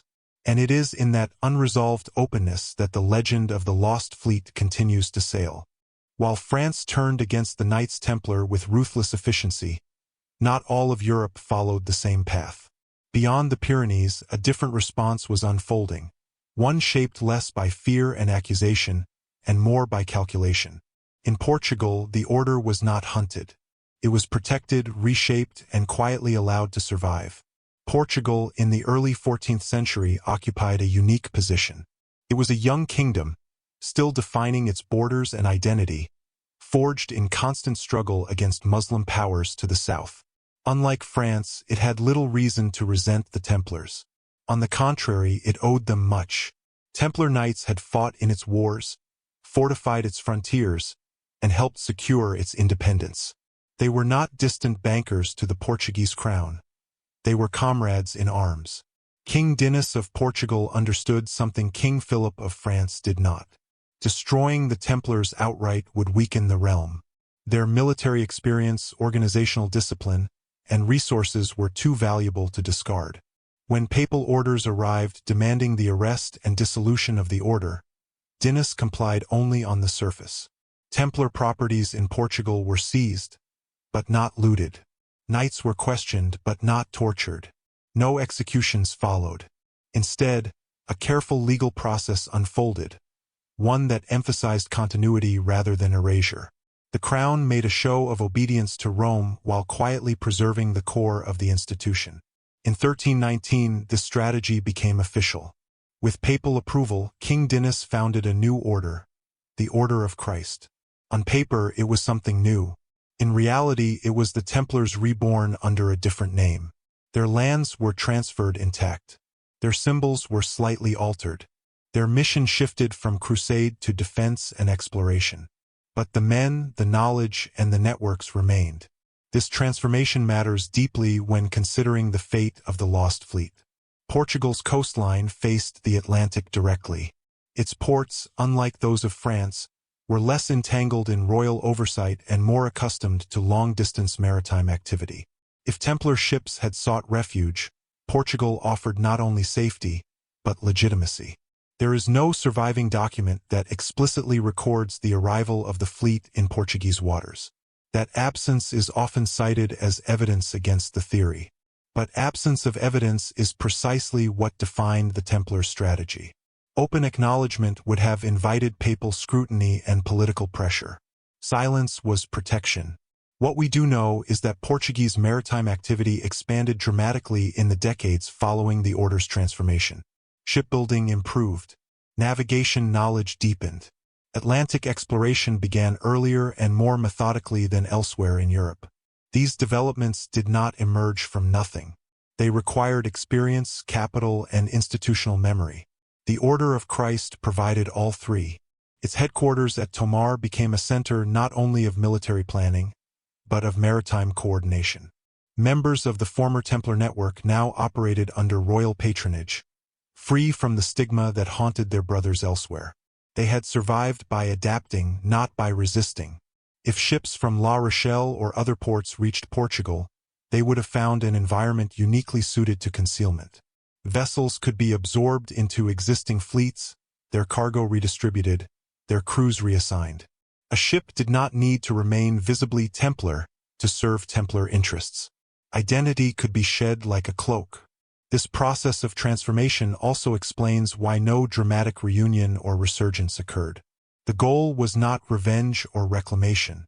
It was continuity. By dissolving into a new structure, the order ensured that what mattered most endured without provoking further destruction. Portugal's defiance of the harsher measures taken elsewhere did not go unnoticed. Other rulers watched closely, but few dared to emulate it. France was too powerful. The papacy too compromised. It was safer to comply. Yet Portugal's example demonstrates that the fate of the Templars was not uniform. Their destruction was not inevitable. It was a choice made by specific leaders under specific pressures. This complicates the narrative of total annihilation. It suggests that while the order fell publicly, it survived privately, at least in part. The fleet, if it reached Portuguese shores, would have become part of this quieter story, hidden in plain sight. The connection between the former Templars and Portugal's later age of discovery has long intrigued historians. Prince Henry the Navigator, a central figure in early exploration, was Grand Master of the Order of Christ. Under his leadership, Portuguese ships pushed steadily down the African coast, mapping winds, currents, and shores unknown to most of Europe. These expeditions required precisely the kind of logistical sophistication the Templars had mastered, funding long voyages, organizing supply chains, maintaining secrecy, and managing risk. The continuity is striking. It is tempting to see this as coincidence, but coincidence rarely aligns so neatly with institutional survival. More likely, the skills honed over centuries of crusade and commerce were redirected toward a new frontier. If the Templar fleet played any role in this transition, it would not have been as a relic, but as a foundation. Ships may have been refitted, crews retrained, routes repurposed. What had once served a holy war now served exploration. This reframing alters the emotional tone of the Templars' story. Rather than ending in flames and ashes, it suggests a quieter conclusion, one of adaptation rather than extinction. Loss, yes. Betrayal, certainly. But also survival. Portugal offered the order something no other kingdom did. A future. Not a future under the same name with the same public authority, but a future in which their knowledge could be used without inviting destruction. This required humility and restraint, qualities not often associated with powerful institutions. The Templars who lived through this transition would have understood the cost. They had lost brothers, honor, and the world they knew. What remained was a chance to preserve something of value by letting go of everything else. If the fleet reached Portugal, it would have symbolized this choice. Ships once tied to an order now condemned would quietly become tools of a different mission. Their disappearance would not mark an end, but a crossing. History tends to focus on dramatic conclusions, executions, curses, sudden collapses. But survival often happens in silence, through paperwork, compromise, and patience. Portugal's sanctuary reminds us that the story of the Templars is not solely one of loss. It is also a story of reinvention, of power reshaped rather than destroyed. And somewhere in that process, hidden behind new banners and new names, the legacy of the Lost Fleet may have continued to sail, no longer visible but not forgotten. North of England, beyond the reach of papal authority and royal warrants, lay a land already accustomed to defiance. Scotland in the early 14th century was a kingdom under siege, not just by armies but by legitimacy itself. Excommunicated, contested, and fractured by war, it existed outside the orderly framework that governed much of medieval Europe. For the Knights Templar, this made it dangerous. For the same reason, it made it safe. When the arrests of October 1307 spread across Europe, Scotland stood apart. Robert the Bruce had been excommunicated by the Pope for his rebellion against English rule. Papal orders carried little weight in a kingdom already condemned by Rome. What was forbidden elsewhere could exist here, quietly and without apology.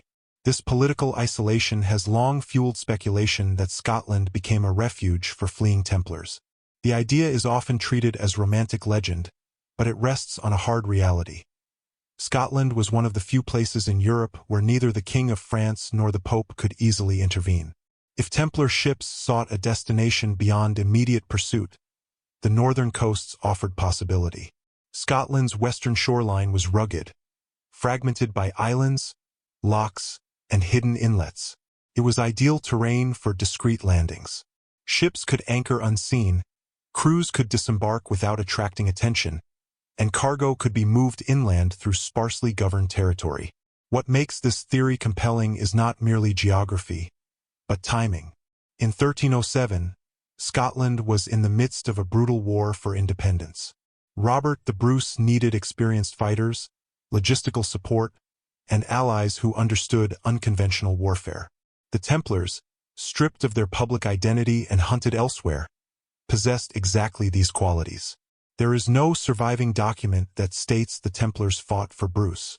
But medieval warfare was rarely documented with precision, especially when participants had reason to remain invisible. What does survive are patterns, unusual military effectiveness, disciplined formations, and tactical decisions that hint at external expertise. One of the most enduring legends places Templar knights at the Battle of Bannockburn in 1314. According to later accounts, a group of armored horsemen appeared unexpectedly, striking the English flank at a decisive moment. Whether or not this specific story is true, it reflects a broader belief that Bruce's forces benefited from support beyond traditional Scottish clans. Such support would have required secrecy. Openly harboring Templars could provoke retaliation from England or Rome. Quiet cooperation, however, could be framed as simple necessity in a war for survival. The cultural landscape of Scotland also mattered. Unlike France, where the Templars were viewed increasingly as financiers and outsiders, in Scotland the idea of warrior monks resonated more closely with local traditions. Martial loyalty, oaths, and sacrifice were understood in personal terms, not abstract institutions. There is also the matter of symbols. Certain carvings, grave markers, and architectural features in Scotland have been linked, sometimes tenuously, sometimes persuasively, to Templar imagery. The famous Rosslyn Chapel, built decades later, is often cited, though it lies outside the immediate timeline. Still, symbols persist where memory survives, even when records do not.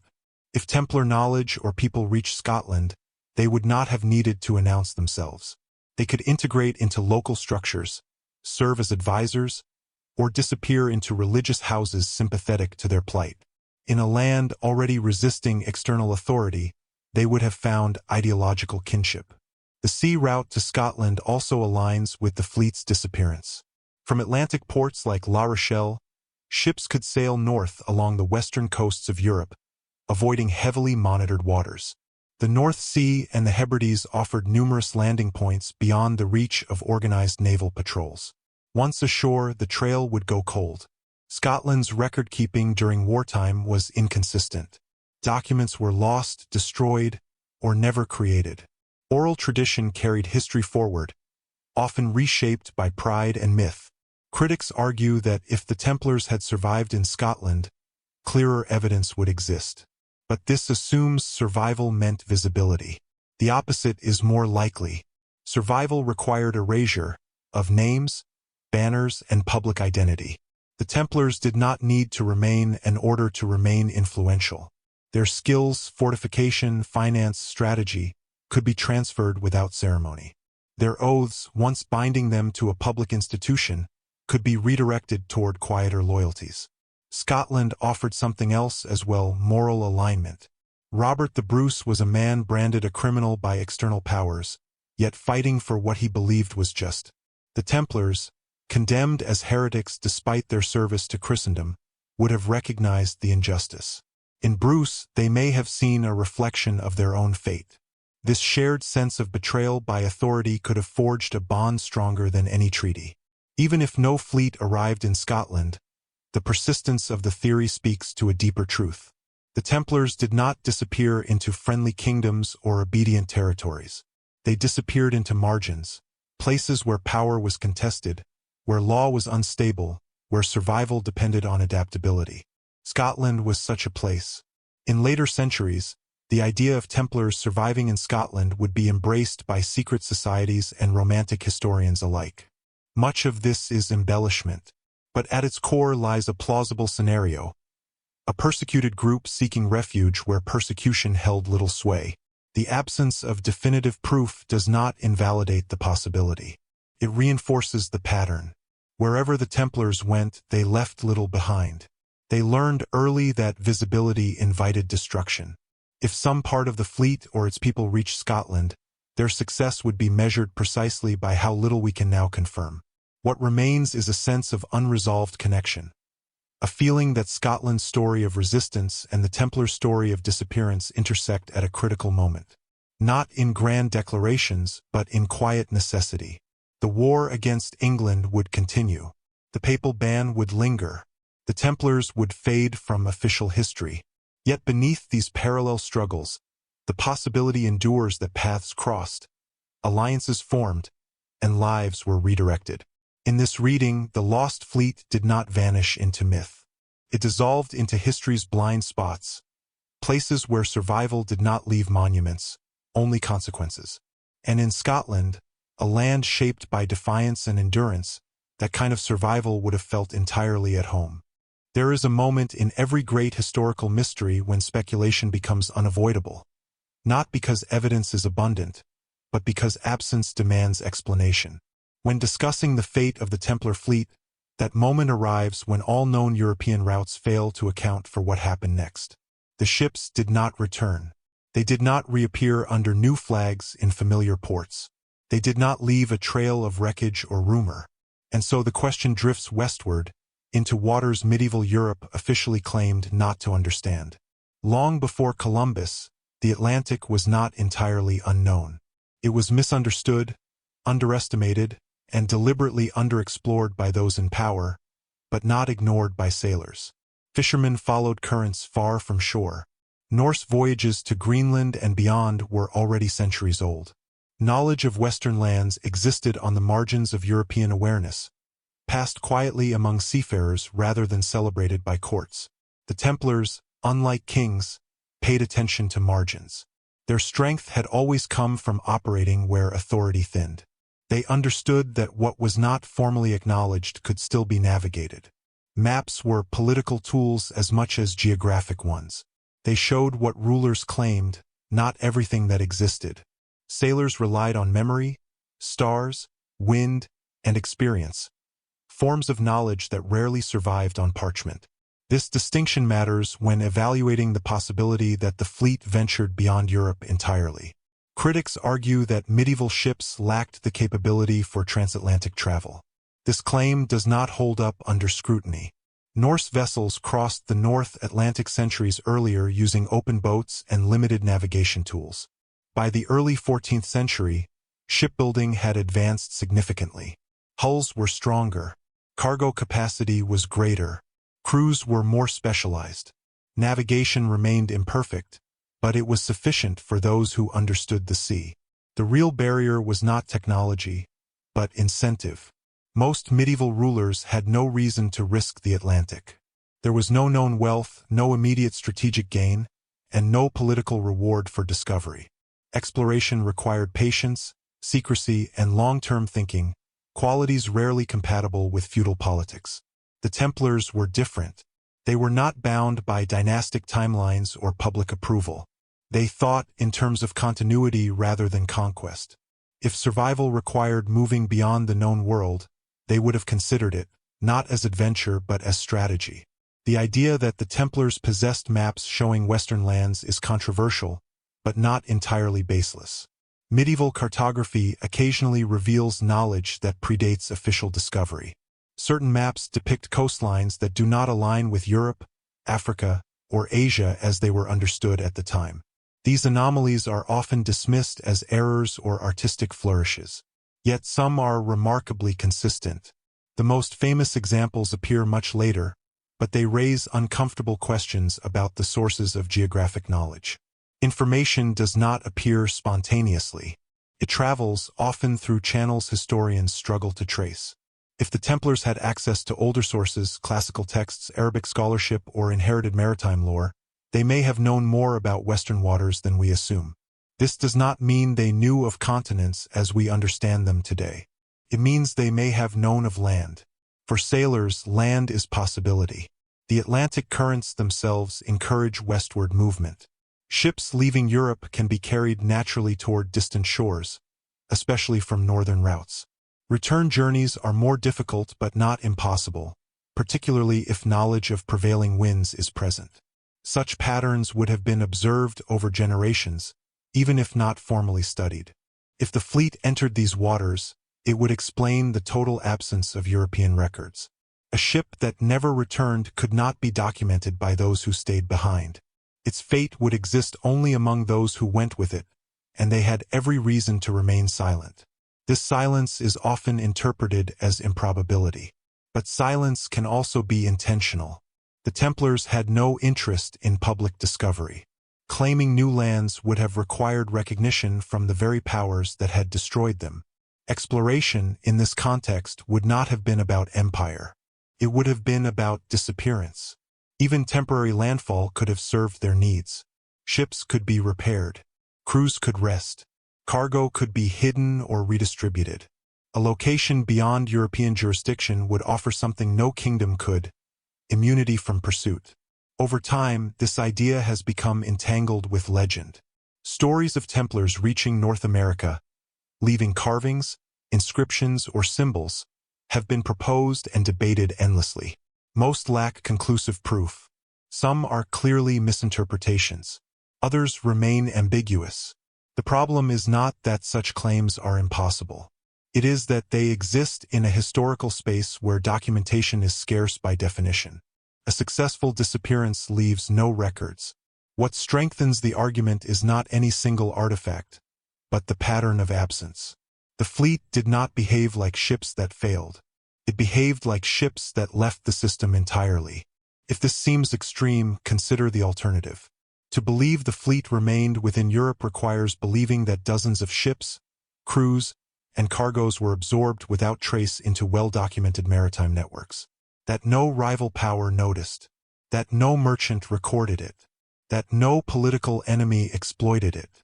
That scenario strains credibility just as much. The westward hypothesis does not claim certainty. It claims plausibility. It suggests that when conventional explanations fail, unconventional routes deserve consideration. For the Templars, the New World, if we can even use that term, would not have been a destination of ambition. It would have been a margin of survival, a place to wait, to fragment, to let the storm of persecution pass. Even if no permanent settlement was established, the act of sailing west would have achieved its purpose. It would have removed the fleet from the political chessboard entirely. Kings and popes could not seize what lay beyond their conceptual horizon. The psychological impact of such a move would have been profound, even if unspoken. Authority depends on the belief that nothing important lies beyond its reach. The moment something does, authority weakens. This is why the idea persists, not because it is provable, but because it addresses the scale of the mystery. The disappearance of the fleet was not small. It was total. It demands an explanation equally large. Whether the Templars reached unknown shores or merely sailed far enough to vanish from history, the westward pull of the Atlantic represents the ultimate expression of their strategy. Not concealment within the system, but exit from it. In this reading, the Lost Fleet becomes something more than missing ships. It becomes a symbol of refusal, a refusal to be judged, catalogued, and erased on terms set by others. If the Templars sailed west, they did not do so to rewrite history. They did so to escape it, and perhaps that is why the question still unsettles us. Because it suggests that even in an age obsessed with power and control, there were those who understood a deeper truth. Sometimes the only way to survive is not to fight, but to go where no one thinks to look. On a small island off the coast of Nova Scotia, centuries after the Templars vanished, a hole in the ground became one of history's most stubborn riddles. Oak Island was unremarkable at first glance. Rocky, wooded, and windswept, but what lay beneath its soil would ignite imaginations and draw an unlikely line back to the missing fleet. The story began in the late 18th century, when settlers noticed a strange depression in the earth, along with signs that something had once been deliberately buried. As digging progressed, layers of logs appeared at regular intervals, as though someone had engineered the pit with precision. This was no natural formation. It was a machine disguised as earth. Over time, the pit revealed features far beyond simple treasure burial.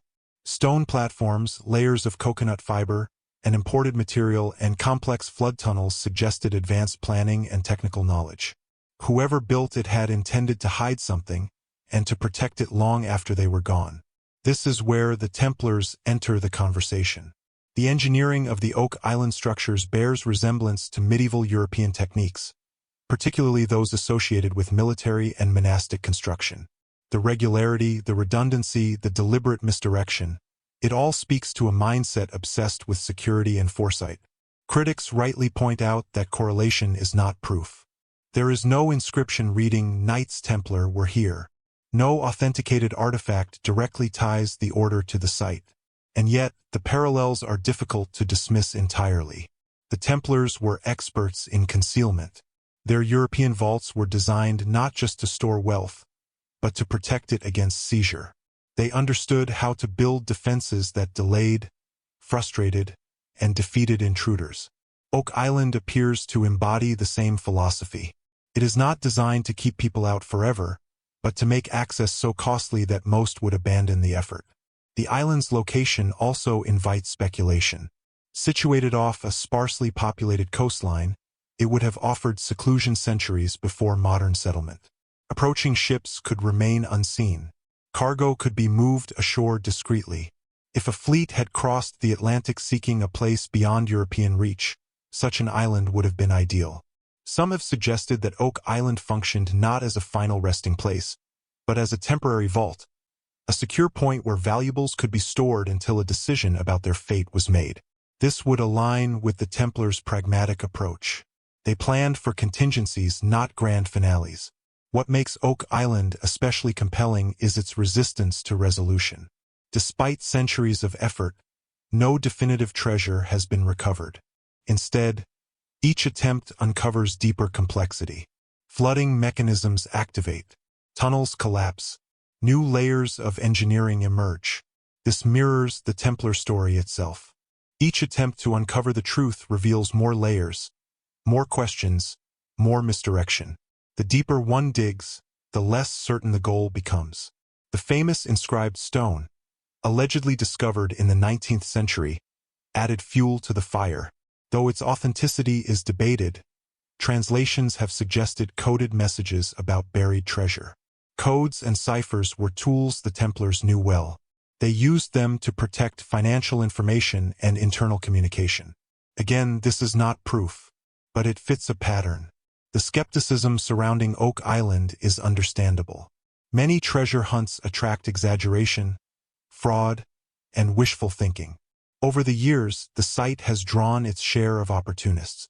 Yet dismissing the entire mystery because of this ignores a key point. Something undeniably artificial exists beneath the island. Someone built it. Someone invested immense labor and knowledge. Someone expected interference and prepared for it. If not the Templars, then who? Colonial settlers lacked the technology and motive. Pirates rarely invested in long-term, elaborate concealment. Indigenous peoples had different construction traditions and no reason to build such a system. The list of plausible candidates is surprisingly short. The Templars, by contrast, possessed both motive and means. They needed a place to hide assets beyond the reach of their enemies. They had experience in engineering and secrecy, and they vanished at a time that aligns, loosely but intriguingly, with the unknown origins of the Oak Island works. One of the most overlooked aspects of the Oak Island mystery is its psychological design. The flood traps are not merely functional. They are demoralizing. They punish persistence. They turn effort into futility. This is not accidental. It reflects an understanding of human behavior. Such understanding is characteristic of institutions accustomed to siege and defense. The Templars had endured prolonged attacks on their fortresses in the Holy Land.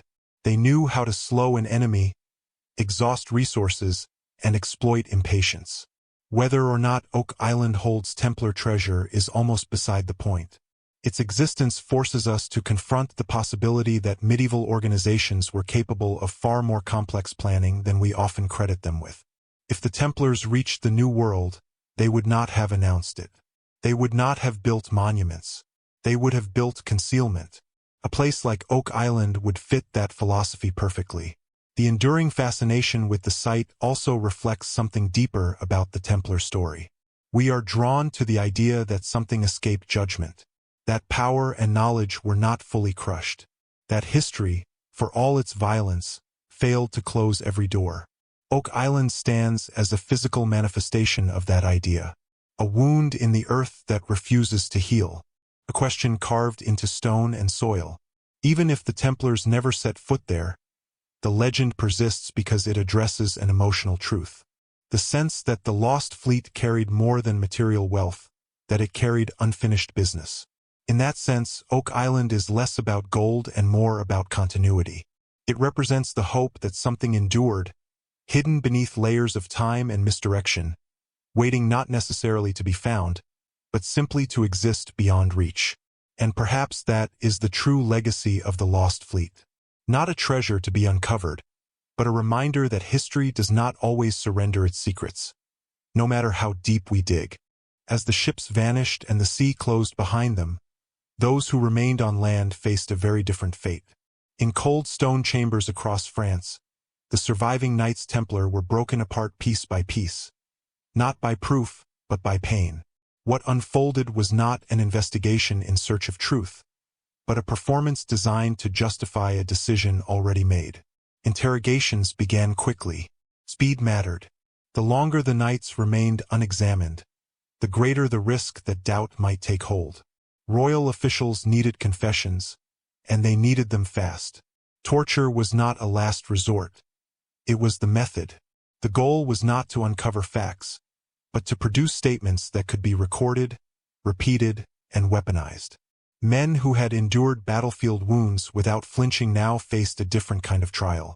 The rack stretched limbs until joints tore. Fire scorched flesh until screams replaced silence. Thirst and exhaustion dissolved resistance. Under such conditions, truth became irrelevant. Survival demanded compliance. Confessions emerged, strange, inconsistent, and often contradictory. Knights admitted to spitting on crosses, worshipping idols, denying Christ, engaging in forbidden rites. Others described ceremonies that shifted from testimony to testimony, details changing with each retelling. The only constant was guilt. These confessions were presented as proof, yet they failed the most basic test of credibility.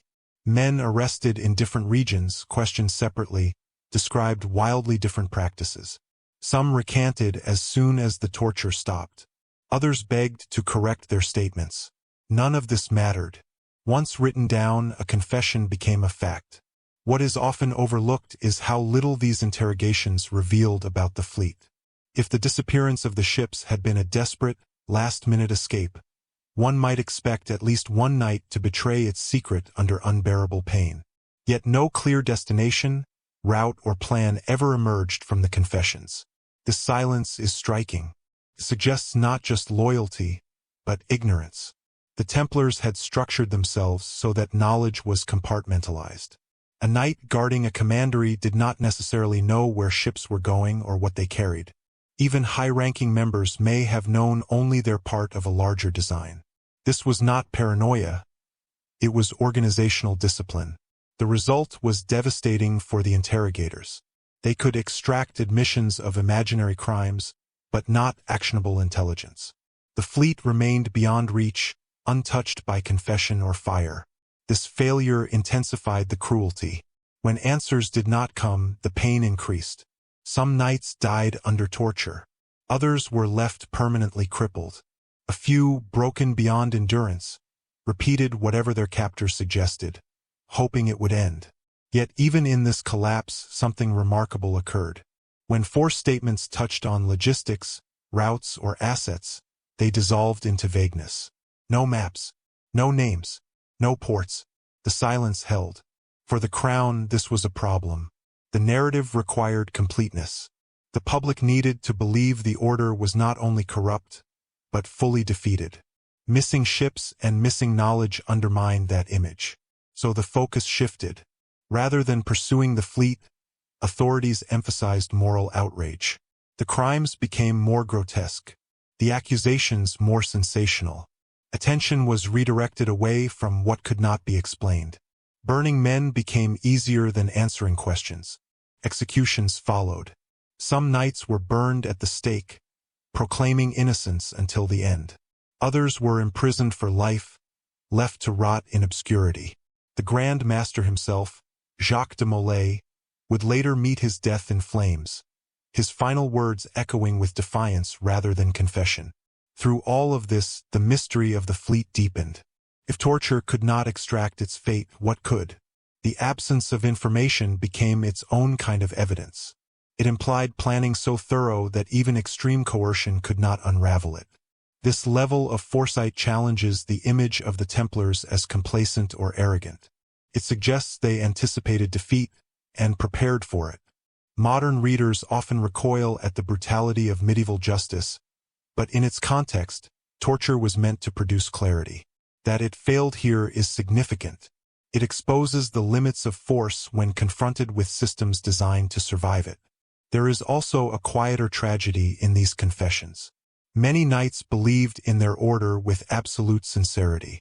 They had dedicated their lives to a cause larger than themselves. To be accused of betraying that cause, to be forced to speak words that inverted their faith, was a form of spiritual violence as profound as any physical pain. Some later recanted publicly, risking execution rather than live with falsehood. Others carried the burden in silence. Their suffering did not illuminate the truth. It obscured it. From a historical perspective, the confessions tell us less about what the Templars did and more about what their enemies needed them to have done. They are mirrors of fear, resentment, and ambition. They also underscore an uncomfortable possibility, that the most important secrets of the order were never spoken aloud, even under duress. This raises questions about how the fleet's escape was communicated. If not through written orders or explicit instructions, then how? The answer may lie in shared understanding rather than explicit command. The Templars operated through ritual, routine, and trust. Certain actions may have been understood without explanation. Certain contingencies may have been assumed. In such a system, silence is not absence. It is function. The trials ended. The fires burned out. Officially, the order ceased to exist. Yet the unanswered questions remained, carried forward by rumor, legend, and the stubborn refusal of history to close the case. The men who died under torture took something with them, whether by design or necessity. They carried knowledge that could not be seized. They denied their enemies the satisfaction of total victory. In the end, the confessions achieved what they were meant to achieve politically, but they failed historically. They did not explain the disappearance of the fleet. They did not resolve the contradictions. They did not bring closure. Instead, they revealed the cost of trying to force truth from fear. They showed how power, when threatened, chooses spectacle over understanding. And in their failure, they left space for a mystery that no amount of suffering could erase. The ships were gone. The men were broken. But the silence endured, and in that silence, the Templars retained the last thing their enemies could not take from them: control over what would never be known. At the center of the storm stood a man who never wanted it. Pope Clement V was not a warrior, not a schemer by nature, and not a revolutionary. He was a cautious diplomat who had risen in an age that demanded certainty he did not possess. When the crisis of the Knights Templar erupted, Clement found himself trapped between conscience and survival, between the authority he was meant to embody and the power he could no longer fully command. The papacy at the start of the 14th century was fragile. Rome was unstable, torn by factional violence, and Clement had never even set foot there. Instead, the papal court resided in France, under the long shadow of King Philip IV. This proximity was not symbolic. It was strategic. It meant safety, but it also meant dependence. Clement knew the Templars personally. He had interacted with their leaders, relied on their support, and understood their importance to the Church. The accusations leveled against them troubled him deeply. They were severe, shocking, and yet strangely inconsistent. Reports arriving from royal interrogations read less like evidence and more like scripts. At first, Clement resisted. He demanded that the order be placed under papal, not royal, jurisdiction. He ordered his own inquiries. He cautioned Philip against acting unilaterally. For a brief moment, it seemed possible that the Templars might survive the storm through ecclesiastical protection. But Philip did not pause. The arrests forced Clement's hand. By acting first, the king created a new reality.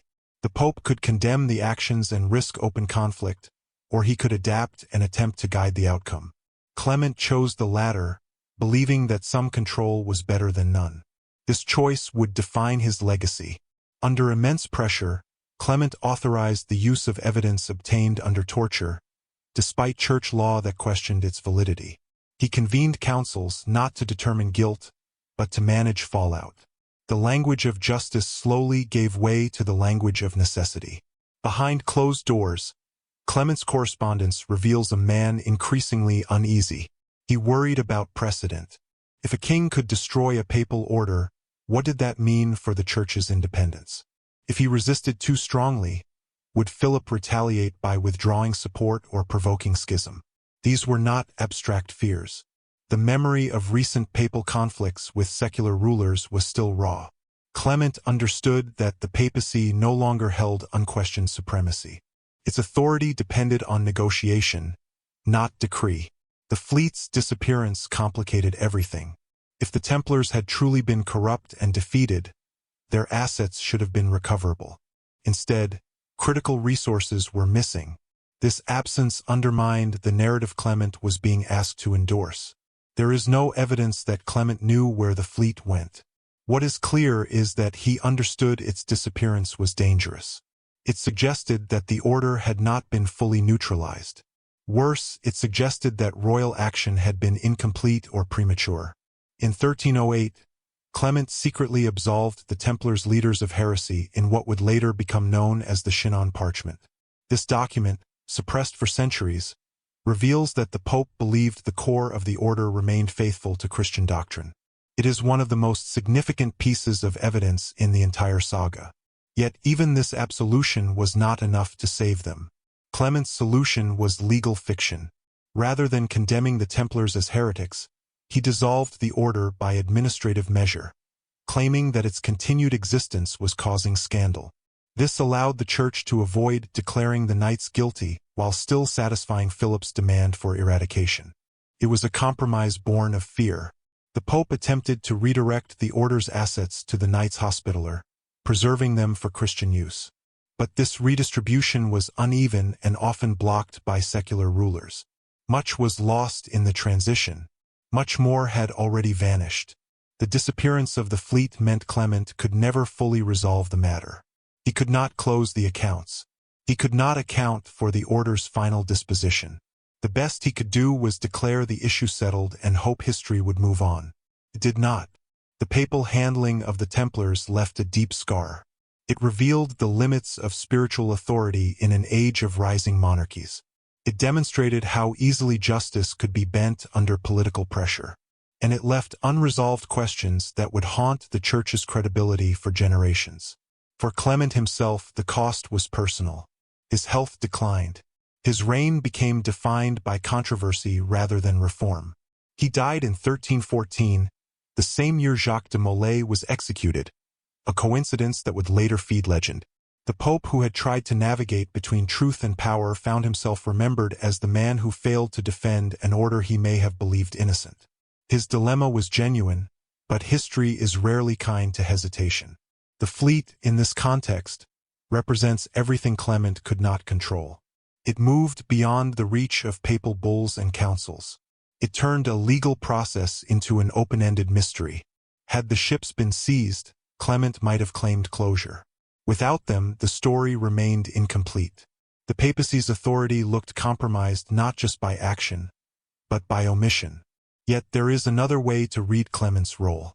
He was not the architect of destruction, but its reluctant facilitator. He attempted to preserve something, doctrine, unity, stability, in a situation where no option was clean. In doing so, he allowed the Templars to vanish rather than be fully condemned. Their order was dissolved, but their faith was not officially damned. Their ships were lost to history, but their souls were, in Clement's eyes, redeemed. This distinction mattered deeply to those who survived. The papal dilemma was not merely political. It was existential. It forced the Church to confront its own vulnerability and its willingness to sacrifice justice for peace. And in the shadow of that compromise, the Lost Fleet sailed on, not as an enemy of the Church, but as a reminder of a moment when authority blinked and something irreversible slipped away. History would remember the arrests and the fires. But beneath them lay a quieter truth, that the disappearance of the Templars was as much about what the papacy could not stop as what it chose to allow.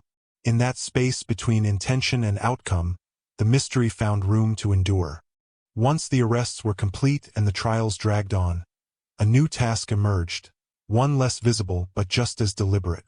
The Knights Templar were not merely to be destroyed. They were to be erased, not only from power but from memory. What followed was not chaos, but administration.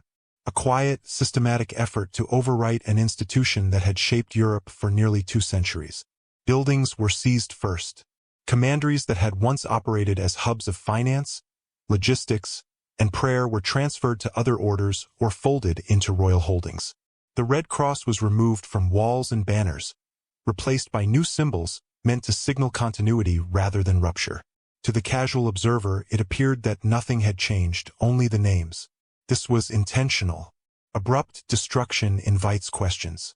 Gradual absorption dulls curiosity. Records were altered or dispersed. Financial ledgers disappeared into royal archives, where they were reinterpreted, redacted, or lost among thousands of unrelated documents. Some were destroyed outright. Others were copied selectively, preserving transactions that benefited new owners while omitting those that complicated the narrative.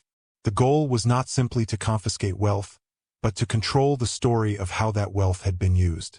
By reframing the Templars as corrupt stewards, authorities justified the redistribution of their assets.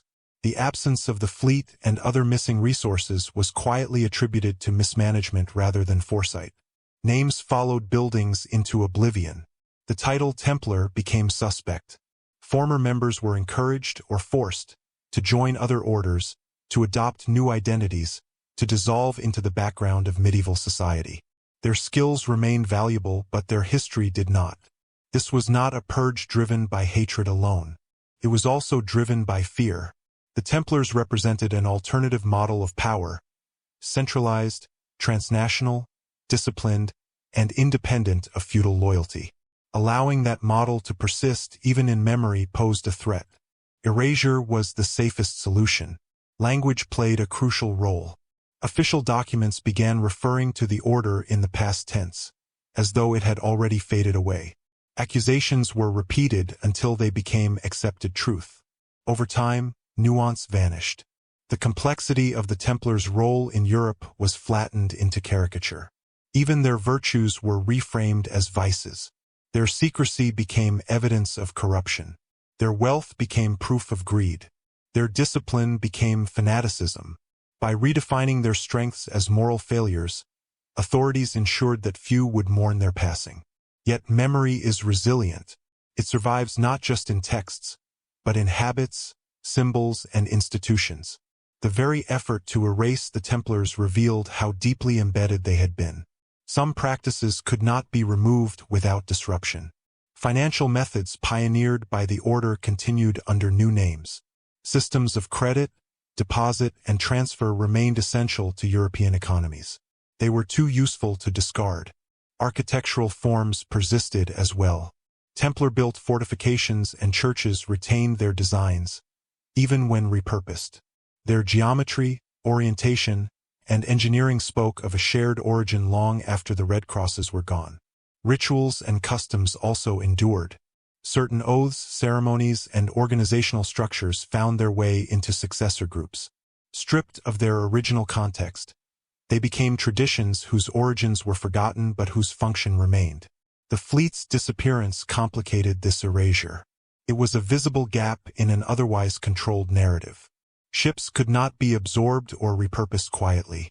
Their absence raised questions that erasure alone could not answer. Rather than address these questions, authorities ignored them. Silence became policy. Chroniclers focused on trials and confessions, not logistics. Maritime records made no mention of missing vessels. Over time, the lack of documentation itself became part of the erasure. This selective memory shaped how later generations understood the Templars. They were remembered as a cautionary tale rather than a functional institution. Their achievements were minimized. Their fall was presented as inevitable. But the persistence of legend suggests that erasure was incomplete. People remembered that something had gone wrong, that an order once powerful had been destroyed too quickly, with too many unanswered questions. The Lost Fleet became a symbol of that unease, a reminder that history had been edited. Efforts to suppress memory often have the opposite effect. By refusing to explain the disappearance, authorities invited speculation. By denying complexity, they encouraged myth. This dynamic is evident in how the Templars reappear in later cultural movements. Secret societies, romantic historians, and conspiracy theorists would all claim inheritance from the order. Most of these claims are exaggerated or false. Yet they draw energy from the same source, the sense that something real was hidden rather than resolved. From a historical perspective, the erasure of the Templars illustrates how power manages its failures. When complete victory is impossible, narrative control becomes essential. By shaping how the past is remembered, authorities protect themselves from scrutiny. The Lost Fleet resisted this process. It remained outside the narrative, unaccounted for and unresolved. It was a reminder that not everything could be seized, recorded, or rewritten. Even the Church, which sought to move past the controversy, struggled to fully erase the Order's presence. The Shinon parchment, hidden away for centuries, revealed doubts that official history denied. Its rediscovery in modern times reopened wounds that erasure had tried to close. The Templars' disappearance was not a clean break. It was a slow fading, punctuated by gaps and silences. Those silences speak as loudly as any confession. In the end, erasure is never absolute. It leaves shadows where substance once stood. The more thorough the attempt, the more visible the outline of what has been removed. The Knights Templar were erased from the official record, but not from the structures they built, the systems they designed, or the questions they left behind. The Lost Fleet, drifting beyond reach, ensured that erasure would never be complete. History could forget their names, but it could not forget the shape of their absence. When an institution disappears, its people do not vanish with it. They adapt, scatter, and blend into the fabric of the world that once depended on them. The Knights Templar were no exception. Stripped of their name and public authority, those who survived faced a choice: resist and be destroyed, or survive by becoming invisible. Across Europe, former Templars re-emerged quietly in places where their skills were still needed.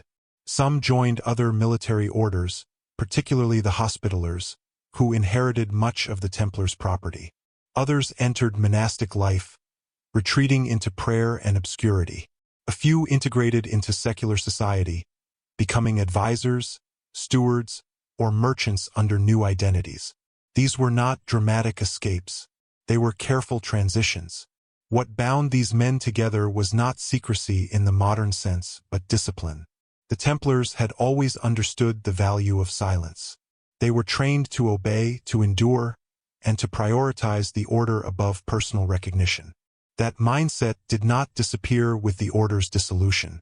Many who survived did so precisely because they did not announce themselves. They did not carry banners or claim inheritance. They allowed their past to dissolve, even as their habits remained.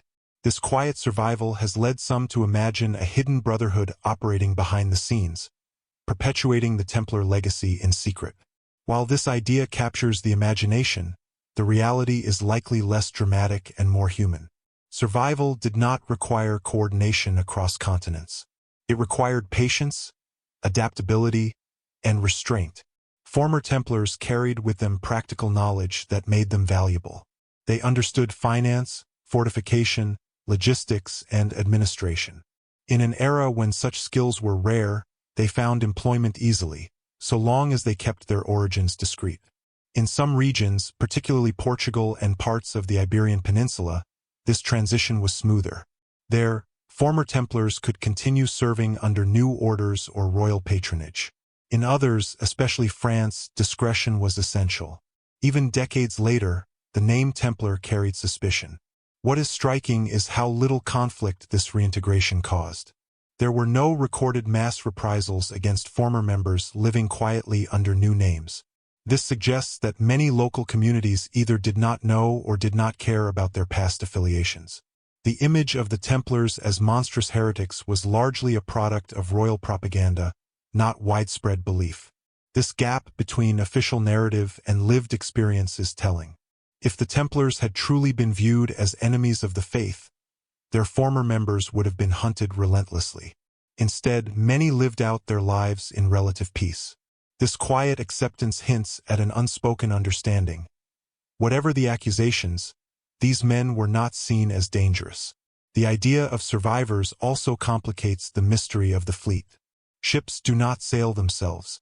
If vessels escaped, crews escaped with them. Those sailors, navigators, and officers would have carried memories and skills into new contexts. Even if the ships were lost or repurposed, the knowledge remained alive. This continuity does not require a secret order. It requires only human memory. Some traditions, techniques, and symbols associated with the Templars appear sporadically in later centuries.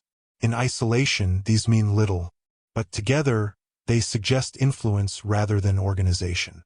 The Templars did not survive as a single body, but as fragments embedded in many others. This pattern mirrors how institutions often end. Their structures collapse, but their practices persist. The Roman Empire fell, but Roman law endured. The Templars vanished, but their methods did not. The fleet's disappearance amplifies this effect. Because no definitive end was observed, the possibility of survival lingered. This allowed later generations to imagine continuity even where none was formally declared. Survivors benefited from this ambiguity. Without a clear endpoint, suspicion diffused. Former Templars could move through the world without constant fear of recognition. Time softened memory. The world moved on. This process also reveals something about power. The destruction of the order was meant to be absolute. Yet power does not erase competence. It only removes the banner under which competence operates. In some cases, former Templars may have deliberately suppressed their past. In others, they may have preserved it quietly, passing stories to trusted companions or family. These stories would not have been grand narratives of treasure and escape, but personal accounts of loss, betrayal, and endurance. Such stories rarely enter official history. They survive in fragments, rumors, and cultural echoes. Over time, these echoes inspired speculation. Secret societies claimed lineage. Legends filled gaps. The Templars became symbols rather than people. This transformation obscured the mundane truth of survival. That most men who lived through the collapse simply tried to live. The quiet reintegration of survivors also explains why the Order did not attempt a dramatic return. Reemergence would have invited renewed persecution. Survival required invisibility. If the fleet carried people to safety, it would have served this same goal. Not to regroup and strike back, but to ensure that some part of the Order lived on beyond immediate destruction. This reframes the disappearance as an act of preservation rather than defiance. The Templars did not seek to challenge kings or popes after their fall. They sought to outlast them. In this sense, the greatest legacy of the Order may not lie in hidden treasure or lost ships, but in the lives that continued quietly under new names. Men who had once sworn absolute loyalty learned to let go of identity for the sake of survival. History tends to favor spectacle. It remembers fires and curses, not the slow, careful work of adaptation. But it is in that work that endurance is found. The Knights Templar did not vanish overnight. They dissolved, piece by piece, into the world they had once shaped. Their disappearance was not a disappearance at all, but a diffusion. And somewhere within that diffusion, among sailors who knew the Atlantic winds, administrators who understood credit, and warriors who had learned discipline, something of the Order remained. Not as a secret society waiting to be revealed, but as a quiet influence, hidden in plain sight, doing what it had always done best: surviving. When an institution disappears, its people do not vanish with it. They adapt, scatter, and blend into the fabric of the world that once depended on them. The Knights Templar were no exception. Stripped of their name and public authority, those who survived faced a choice: resist and be destroyed, or survive by becoming invisible. Across Europe, former Templars reemerged quietly in places where their skills were still needed. Some joined other military orders, particularly the Hospitallers, who inherited much of the Templars' property. Others entered monastic life, retreating into prayer and obscurity. A few integrated into secular society, becoming advisors, stewards, or merchants under new identities. These were not dramatic escapes. They were careful transitions. What bound these men together was not secrecy in the modern sense, but discipline. The Templars had always understood the value of silence. They were trained to obey, to endure, and to prioritize the Order above personal recognition. That mindset did not disappear with the Order's dissolution. Many who survived did so precisely because they did not announce themselves. They did not carry banners or claim inheritance. They allowed their past to dissolve, even as their habits remained. This quiet survival has led some to imagine a hidden brotherhood operating behind the scenes, perpetuating the Templar legacy in secret. While this idea captures the imagination, the reality is likely less dramatic and more human. Survival did not require coordination across continents. It required patience, adaptability, and restraint. Former Templars carried with them practical knowledge that made them valuable. They understood finance, fortification, logistics, and administration.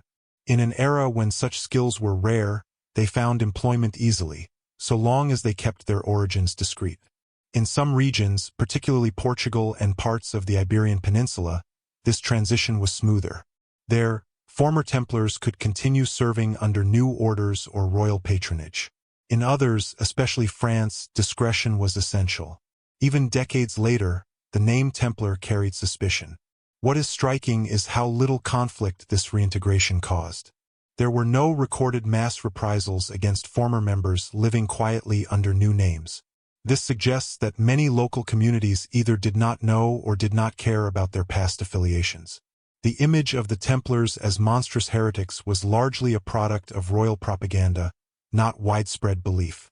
This gap between official narrative and lived experience is telling. If the Templars had truly been viewed as enemies of the faith, their former members would have been hunted relentlessly. Instead, many lived out their lives in relative peace. This quiet acceptance hints at an unspoken understanding. Whatever the accusations, these men were not seen as dangerous. The idea of survivors also complicates the mystery of the fleet. Ships do not sail themselves. If vessels escaped, crews escaped with them. Those sailors, navigators, and officers would have carried memories and skills into new contexts. Even if the ships were lost or repurposed, the knowledge remained alive. This continuity does not require a secret order. It requires only human memory. Some traditions, techniques, and symbols associated with the Templars appear sporadically in later centuries. In isolation, these mean little, but together, they suggest influence rather than organization. The Templars did not survive as a single body, but as fragments embedded in many others. This pattern mirrors how institutions often end. Their structures collapse, but their practices persist. The Roman Empire fell, but Roman law endured. The Templars vanished, but their methods did not. The fleet's disappearance amplifies this effect. Because no definitive end was observed, the possibility of survival lingered. This allowed later generations to imagine continuity even where none was formally declared. Survivors benefited from this ambiguity. Without a clear endpoint, suspicion diffused. Former Templars could move through the world without constant fear of recognition. Time softened memory. The world moved on. This process also reveals something about power. The destruction of the order was meant to be absolute. Yet power does not erase competence. It only removes the banner under which competence operates. In some cases, former Templars may have deliberately suppressed their past.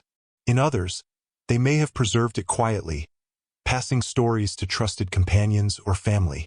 These stories would not have been grand narratives of treasure and escape, but personal accounts of loss, betrayal, and endurance. Such stories rarely enter official history. They survive in fragments, rumors, and cultural echoes. Over time, these echoes inspired speculation. Secret societies claimed lineage. Legends filled gaps. The Templars became symbols rather than people. This transformation obscured the mundane truth of survival. That most men who lived through the collapse simply tried to live. The quiet reintegration of survivors also explains why the Order did not attempt a dramatic return. Reemergence would have invited renewed persecution. Survival required invisibility. If the fleet carried people to safety, it would have served this same goal. Not to regroup and strike back, but to ensure that some part of the Order lived on beyond immediate destruction. This reframes the disappearance as an act of preservation rather than defiance. The Templars did not seek to challenge kings or popes after their fall. They sought to outlast them. In this sense, the greatest legacy of the Order may not lie in hidden treasure or lost ships, but in the lives that continued quietly under new names. Men who had once sworn absolute loyalty learned to let go of identity for the sake of survival. History tends to favor spectacle. It remembers fires and curses, not the slow, careful work of adaptation. But it is in that work that endurance is found. The Knights Templar did not vanish overnight. They dissolved, piece by piece, into the world they had once shaped. Their disappearance was not a disappearance at all, but a diffusion. And somewhere within that diffusion, among sailors who knew the Atlantic winds, administrators who understood credit, and warriors who had learned discipline, something of the Order remained. Not as a secret society waiting to be revealed, but as a quiet influence, hidden in plain sight, doing what it had always done best: surviving. Centuries after the last Templar ships slipped beyond the horizon, humanity acquired tools the medieval world could not imagine. Sonar capable of mapping the ocean floor, satellites that track movement across the globe, databases that connect archives once separated by oceans. And yet, for all this technological power, the fate of the Templar fleet remains unresolved. Modern archaeology thrives on patterns. Shipwrecks leave signatures: scattered timbers, iron fittings, cargo remains, anomalies in seabed topography. Thousands of wrecks from antiquity to the modern era have been located and identified using these methods. Even ships lost in storms or battles centuries ago often leave enough behind to tell their story. The Templar fleet does not. No confirmed wrecks have been linked to it. No cargo clearly identified as Templar property has surfaced from the sea. No concentration of remains suggests a sudden maritime catastrophe. This absence is not merely disappointing. It is statistically strange. The Atlantic, Mediterranean, and North Sea have all yielded countless shipwrecks from the medieval period. Merchant vessels, warships, fishing boats, many far less important than the Templar fleet, have been found and catalogued. The expectation that at least one vessel from a fleet of this size would have been discovered by now is reasonable. And yet none has. Archaeologists are careful people. They resist dramatic conclusions. Most explanations offered for the missing fleet are conservative. Perhaps the ships were dismantled. Perhaps they were repurposed. Perhaps the wrecks remain undiscovered in deep water. Each explanation is plausible in isolation. Together, they strain credibility. Dismantling an entire fleet would have required time, safe harbors, and cooperation from local authorities. There is no evidence of such an operation on the scale required. Repurposing ships would still leave traces, records of sale, modification, or integration into other fleets. None exist that convincingly account for the disappearance. Deep water is often cited as the ultimate hiding place. It is true that vast areas of the ocean remain unexplored, but deep-water wrecks are usually the result of catastrophic failure or deliberate scuttling, neither of which aligns neatly with the evidence. Moreover, deep-water wrecks still leave detectable anomalies when surveyed. No such anomalies have been tied to the fleet. This forces archaeologists into an uncomfortable position. The tools are effective. The data is extensive. The silence remains. Some researchers have turned inland, examining ports, shipyards, and coastal settlements for indirect evidence. Timber records, iron procurement, labor accounts. Shipbuilding leaves footprints even when ships themselves are gone. These studies reveal nothing definitive. No sudden surge in dismantling activity. No mass conversion of vessels. No unexplained absorption. This absence suggests intent rather than accident. The difficulty modern archaeology faces is not just physical but conceptual.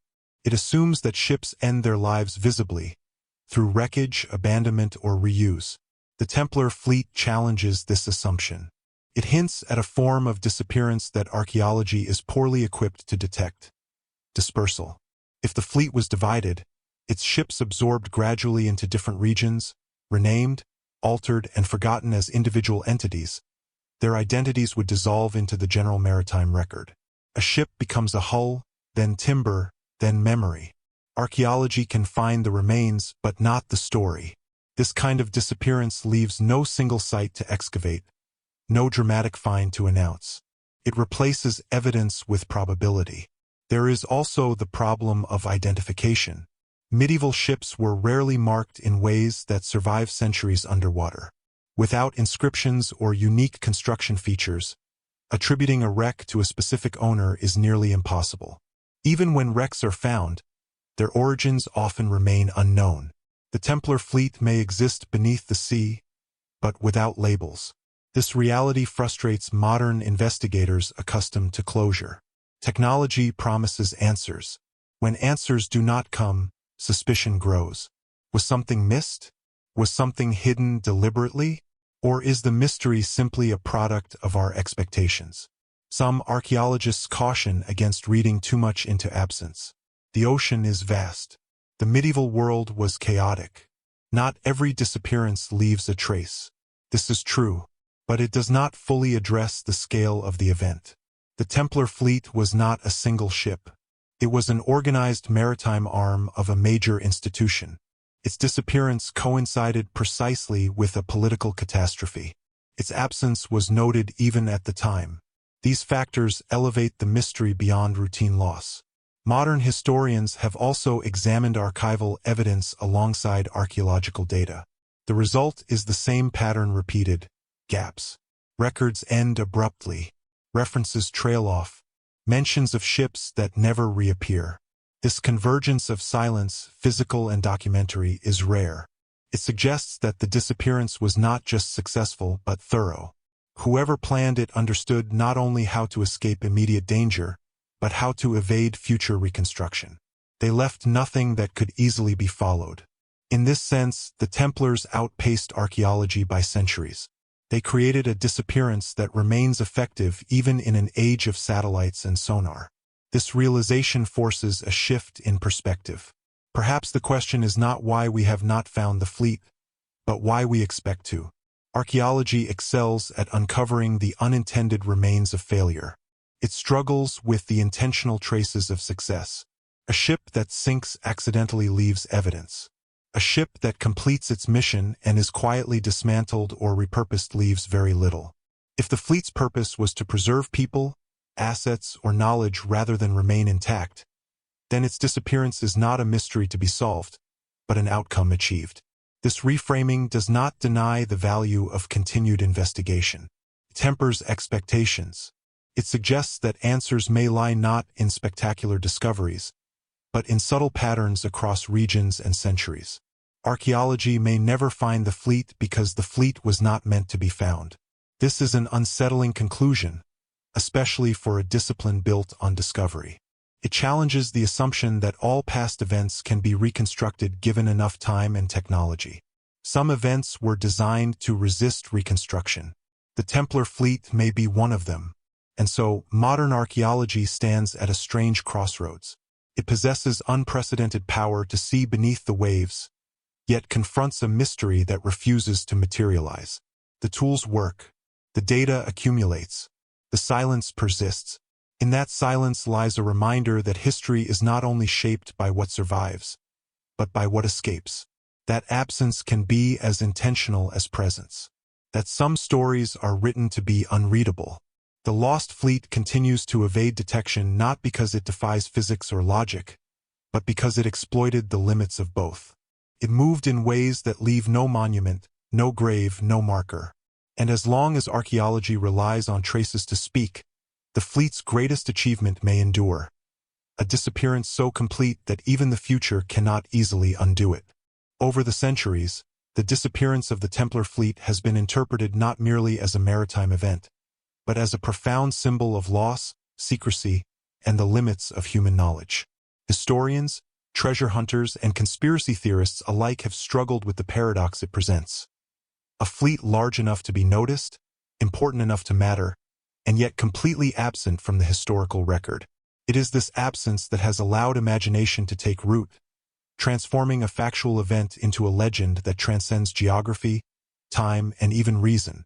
The medieval world understood power differently than we do today. Authority was territorial, hierarchical, and personal. Kings ruled lands, not seas. Popes commanded obedience, not logistics. An organization like the Knights Templar operated in spaces that were simultaneously visible and invisible. They had physical presence, commanderies, fortifications, fleets, but they also had networks of trust, communication, and financial authority that no single ruler could fully control. When the fleet vanished, it did more than escape capture. It demonstrated the limitations of medieval authority in a way few contemporaries could have comprehended. For centuries, this disappearance has fueled speculation about the purpose of the fleet. Some suggest that it carried wealth, gold, silver, relics, and treasures amassed over decades of banking and crusading. Others argue that it transported knowledge, manuscripts, maps, codes, and secrets from the East that the Order had gathered during its time in the Holy Land. These theories are not mutually exclusive. The Templars were practical, disciplined, and far-sighted. It is reasonable to assume that their ships carried both material and intellectual assets. Whatever the contents, the fleet represented the essence of the Order itself. Its power, influence, and capacity to operate independently of kings and popes. The consequences of this disappearance extended beyond the immediate loss of ships and property. It challenged narratives of control, legitimacy, and justice. In France, the crown could boast of having arrested the knights, seized their lands, and burned their leaders. Yet the missing fleet suggested that victory was incomplete. In the Church, Pope Clement V could dissolve the order without declaring it guilty. Yet the absence of the fleet highlighted the limits of ecclesiastical power. Across Europe, observers could sense that a significant force had escaped authority entirely, leaving a gap that could not be filled by proclamations, records, or executions. This gap transformed the fleet into a vessel of imagination. By the late Middle Ages, rumors of the Templars' secrets had evolved into stories of hidden treasure, divine artifacts, and lost knowledge. The fleet became a central element in these stories, imagined as the carrier of items so powerful, so dangerous, that they could not be allowed to remain in the world. These tales blurred the line between history and myth, embedding the fleet in cultural memory far more deeply than any of the knights on land. The survival of such legends depends on ambiguity. Unlike the trials, confessions, and executions of Templars, which are extensively documented, the fleet left almost no trace. This silence allowed stories to flourish. Unlike material evidence, which can be studied, measured, and interpreted, absence allows speculation to take on a life of its own. In this sense, the fleet has survived not in stone or wood, but in the human imagination. Historians often struggle with such events because they resist conventional analysis. Archival research, archaeological excavation, and maritime records offer no definitive answers. Instead, scholars must navigate a sea of conjecture, weighing probability against possibility. They must consider not only what could have happened, but what must have been intended by those who had the foresight to plan such a disappearance. The Templars, after all, were not reckless. Their training, discipline, and experience suggest that the fleet's vanishing was calculated, methodical, and deliberate. This deliberation implies a level of organization and foresight that continues to astonish. Medieval fleets were complex undertakings. Ships required skilled crews, coordinated supplies, and careful navigation. Timing was critical. Even a small misalignment could result in loss or interception. For the Templar fleet to disappear so completely, the Order would have had to plan not only for immediate departure but for months, possibly years of contingencies. They would have needed safe ports, trusted personnel, and knowledge of currents, weather, and enemy activity. The fleet's disappearance was therefore not a product of luck. It was the culmination of strategic thinking honed over decades. The mystery also highlights the Templars' understanding of human psychology. They knew that control is fragile, that fear can be weaponized, and that absence can be as powerful as presence. By removing their most visible assets, the fleet, from the reach of kings and popes, they created a space in which authority could not operate. The fleet's disappearance is a study in asymmetric advantage. A small, disciplined group exploiting gaps in surveillance, communication, and jurisdiction to secure survival. In modern times, the legend of the fleet has inspired countless theories and searches. Explorers have scoured coasts, surveyed underwater topography, and investigated historical ports in search of traces. treasure hunters have proposed connections to New World exploration, hidden islands, and even advanced knowledge lost centuries ahead of its time. While these efforts have yet to yield definitive results, they underscore the enduring fascination the fleet holds. Its story is not just about ships. It is about the persistence of possibility in the absence of certainty. Culturally, the fleet has become a metaphor. It represents the idea that some forces cannot be contained, some knowledge cannot be seized, and some power cannot be erased. The Templars' disappearance at sea mirrors broader human themes: the tension between authority and autonomy, the fragility of control, and the resilience of those who choose to operate beyond conventional oversight. In this way, the fleet is both historical and symbolic, concrete and conceptual. The emotional power of the fleet's disappearance is amplified by its contrast with the fate of the Order on land. While knights were tortured, imprisoned, or executed, the fleet, its people, its cargo, its secrets, slipped away without trace. This juxtaposition creates a narrative of escape and continuity, in which survival is achieved not through confrontation, but through foresight, patience, and subtlety. It reframes the Templars not merely as victims, but as agents of their own destiny. Finally, the fleet's story reminds us that history is incomplete. It is constructed from what survives, documents, artifacts, and memory, but it is always shaped by what is missing. The Templar fleet embodies this principle. Its disappearance is both literal and metaphorical. A loss of material assets, yes, but also a loss of certainty, narrative control, and closure. In its absence, the world was forced to confront the limits of knowledge and the possibilities of imagination. In sum, the Lost Templar Fleet is more than a historical puzzle. It is a testament to strategy, discipline, and foresight. It is a symbol of what endures when visibility and control are stripped away. It challenges assumptions about authority, completeness, and the reach of power. And above all, it preserves a mystery that continues to captivate, because it refuses to be fully explained, measured, or contained. Its legacy sails on, invisible but undeniable, in the imagination of generations that have sought to understand not just what happened, but what it means for the limits of human knowledge and the persistence of secrecy. Even after the centuries have passed, the idea of the Templar fleet continues to provoke a sense of awe precisely because it operates at the intersection of history, speculation, and human imagination. Unlike a destroyed order, which can be catalogued, analyzed, and memorialized, a vanished fleet resists categorization. Its disappearance creates a void that has invited endless inquiry, from medieval chroniclers to modern historians and treasure hunters. The question of where the ships went, who sailed them, and what they carried remains, in many ways, unresolved.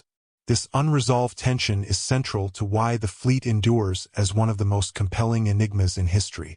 The very concept of the fleet challenges conventional understandings of power and control. Medieval authorities, kings, popes, and nobles, were accustomed to measuring strength in territory, armies, and influence over subjects. The Templars, however, operated in multiple dimensions simultaneously: land, sea, finance, and information. Their fleet was not merely a military asset. It was a mobile repository of resources, knowledge, and human expertise. Losing control of the fleet meant that authorities could never fully assert dominance over the order, even after its public destruction. This creates an enduring paradox. The Templars were defeated, yet in some sense they could never be entirely defeated. The fleet's disappearance also underscores the importance of foresight and contingency planning. Unlike other medieval institutions, which often fell victim to sudden political shifts, the Templars had the capacity to anticipate danger and act preemptively. The fleet, if deliberately removed from Europe, reflects a level of strategic thinking rarely associated with organizations of the period. Ships were not haphazardly scattered. They were part of a coordinated system designed to preserve assets, personnel, and operational knowledge. Even centuries later, the sheer effectiveness of such planning challenges assumptions about the limitations of medieval logistics and maritime capability. Culturally, the Lost Fleet has become a canvas upon which countless stories have been projected. It is imagined as carrying treasures from the East, sacred relics of Christendom, or even esoteric knowledge accumulated from the Holy Land. These ideas, while largely speculative, reveal a deeper truth. Humans instinctively fill gaps in knowledge with narrative. The fleet's absence invites speculation precisely because it is so complete, so total, that conventional explanations fail. Unlike a shipwreck which can be located, documented, and interpreted, the fleet exists largely in the realm of possibility, its meaning shaped by imagination as much as by fact. In addition to cultural impact, the fleet has influenced practical human endeavors. Explorers, treasure hunters, and maritime archaeologists have long been drawn to the idea that the Templars may have reached distant coasts, hidden islands, or unexplored territories. While no definitive evidence has emerged, the search itself has yielded insights into medieval navigation, Atlantic currents, and historical port systems. The fleet thus functions not only as a historical mystery but also as a catalyst for scientific and exploratory inquiry, demonstrating how a vanished object can have tangible effects even when its physical traces remain absent. The psychological dimension of the fleet's disappearance is equally significant. It creates a persistent sense of the unknowable. Even with modern tools, satellite imagery, sonar mapping, historical cross-referencing, the fleet eludes confirmation. This challenges the human assumption that every question can ultimately be answered. The ships became a symbol of uncertainty, demonstrating that even a highly organized and well-documented institution can produce outcomes beyond the reach of authority or science. In this way, the fleet's absence is itself a form of power. It compels curiosity, speculation, and vigilance across generations. Moreover, the Lost Fleet illustrates the intersection of human ambition and adaptability. The Templars were confronted with the most extreme form of political and religious opposition imaginable. Entire nations and the papacy mobilized to dismantle them. Yet they responded not with confrontation but with mobility. They leveraged their expertise in maritime operations, logistics, and secrecy to transform potential annihilation into survival. This adaptive intelligence offers a lesson that resonates beyond history. In the face of overwhelming force, survival often depends not on resistance, but on foresight, flexibility, and the courage to disappear when necessary. The legacy of the fleet also raises questions about the transmission of knowledge. If ships carried not only treasure but also documents, maps, or other intellectual assets, then their disappearance may have preserved knowledge that would otherwise have been destroyed. In a sense, the fleet becomes a metaphorical ark, protecting the intellectual and material capital of an order targeted for extinction. This adds another layer to the mystery. The loss is not only of the vessels themselves, but also of the potential insights and innovations they may have contained. In modern times, the fleet has acquired a symbolic dimension, representing both the limits of authority and the persistence of secrecy. It challenges the notion that history is a closed narrative, fully knowable and accountable. The Templar fleet, in vanishing, created a historical blind spot, a zone in which conventional historical methods fail and imagination thrives. It reminds us that some events are designed to leave gaps, and that those gaps can be as instructive as documented outcomes. The mystery itself becomes a tool for understanding the human condition. Our fascination with power, our obsession with closure, and our willingness to project narrative onto absence. The fleet's continued absence also functions as a lens through which we view the broader Templar story. On land, knights were arrested, tortured, and executed. The order was dissolved. Wealth and property were seized.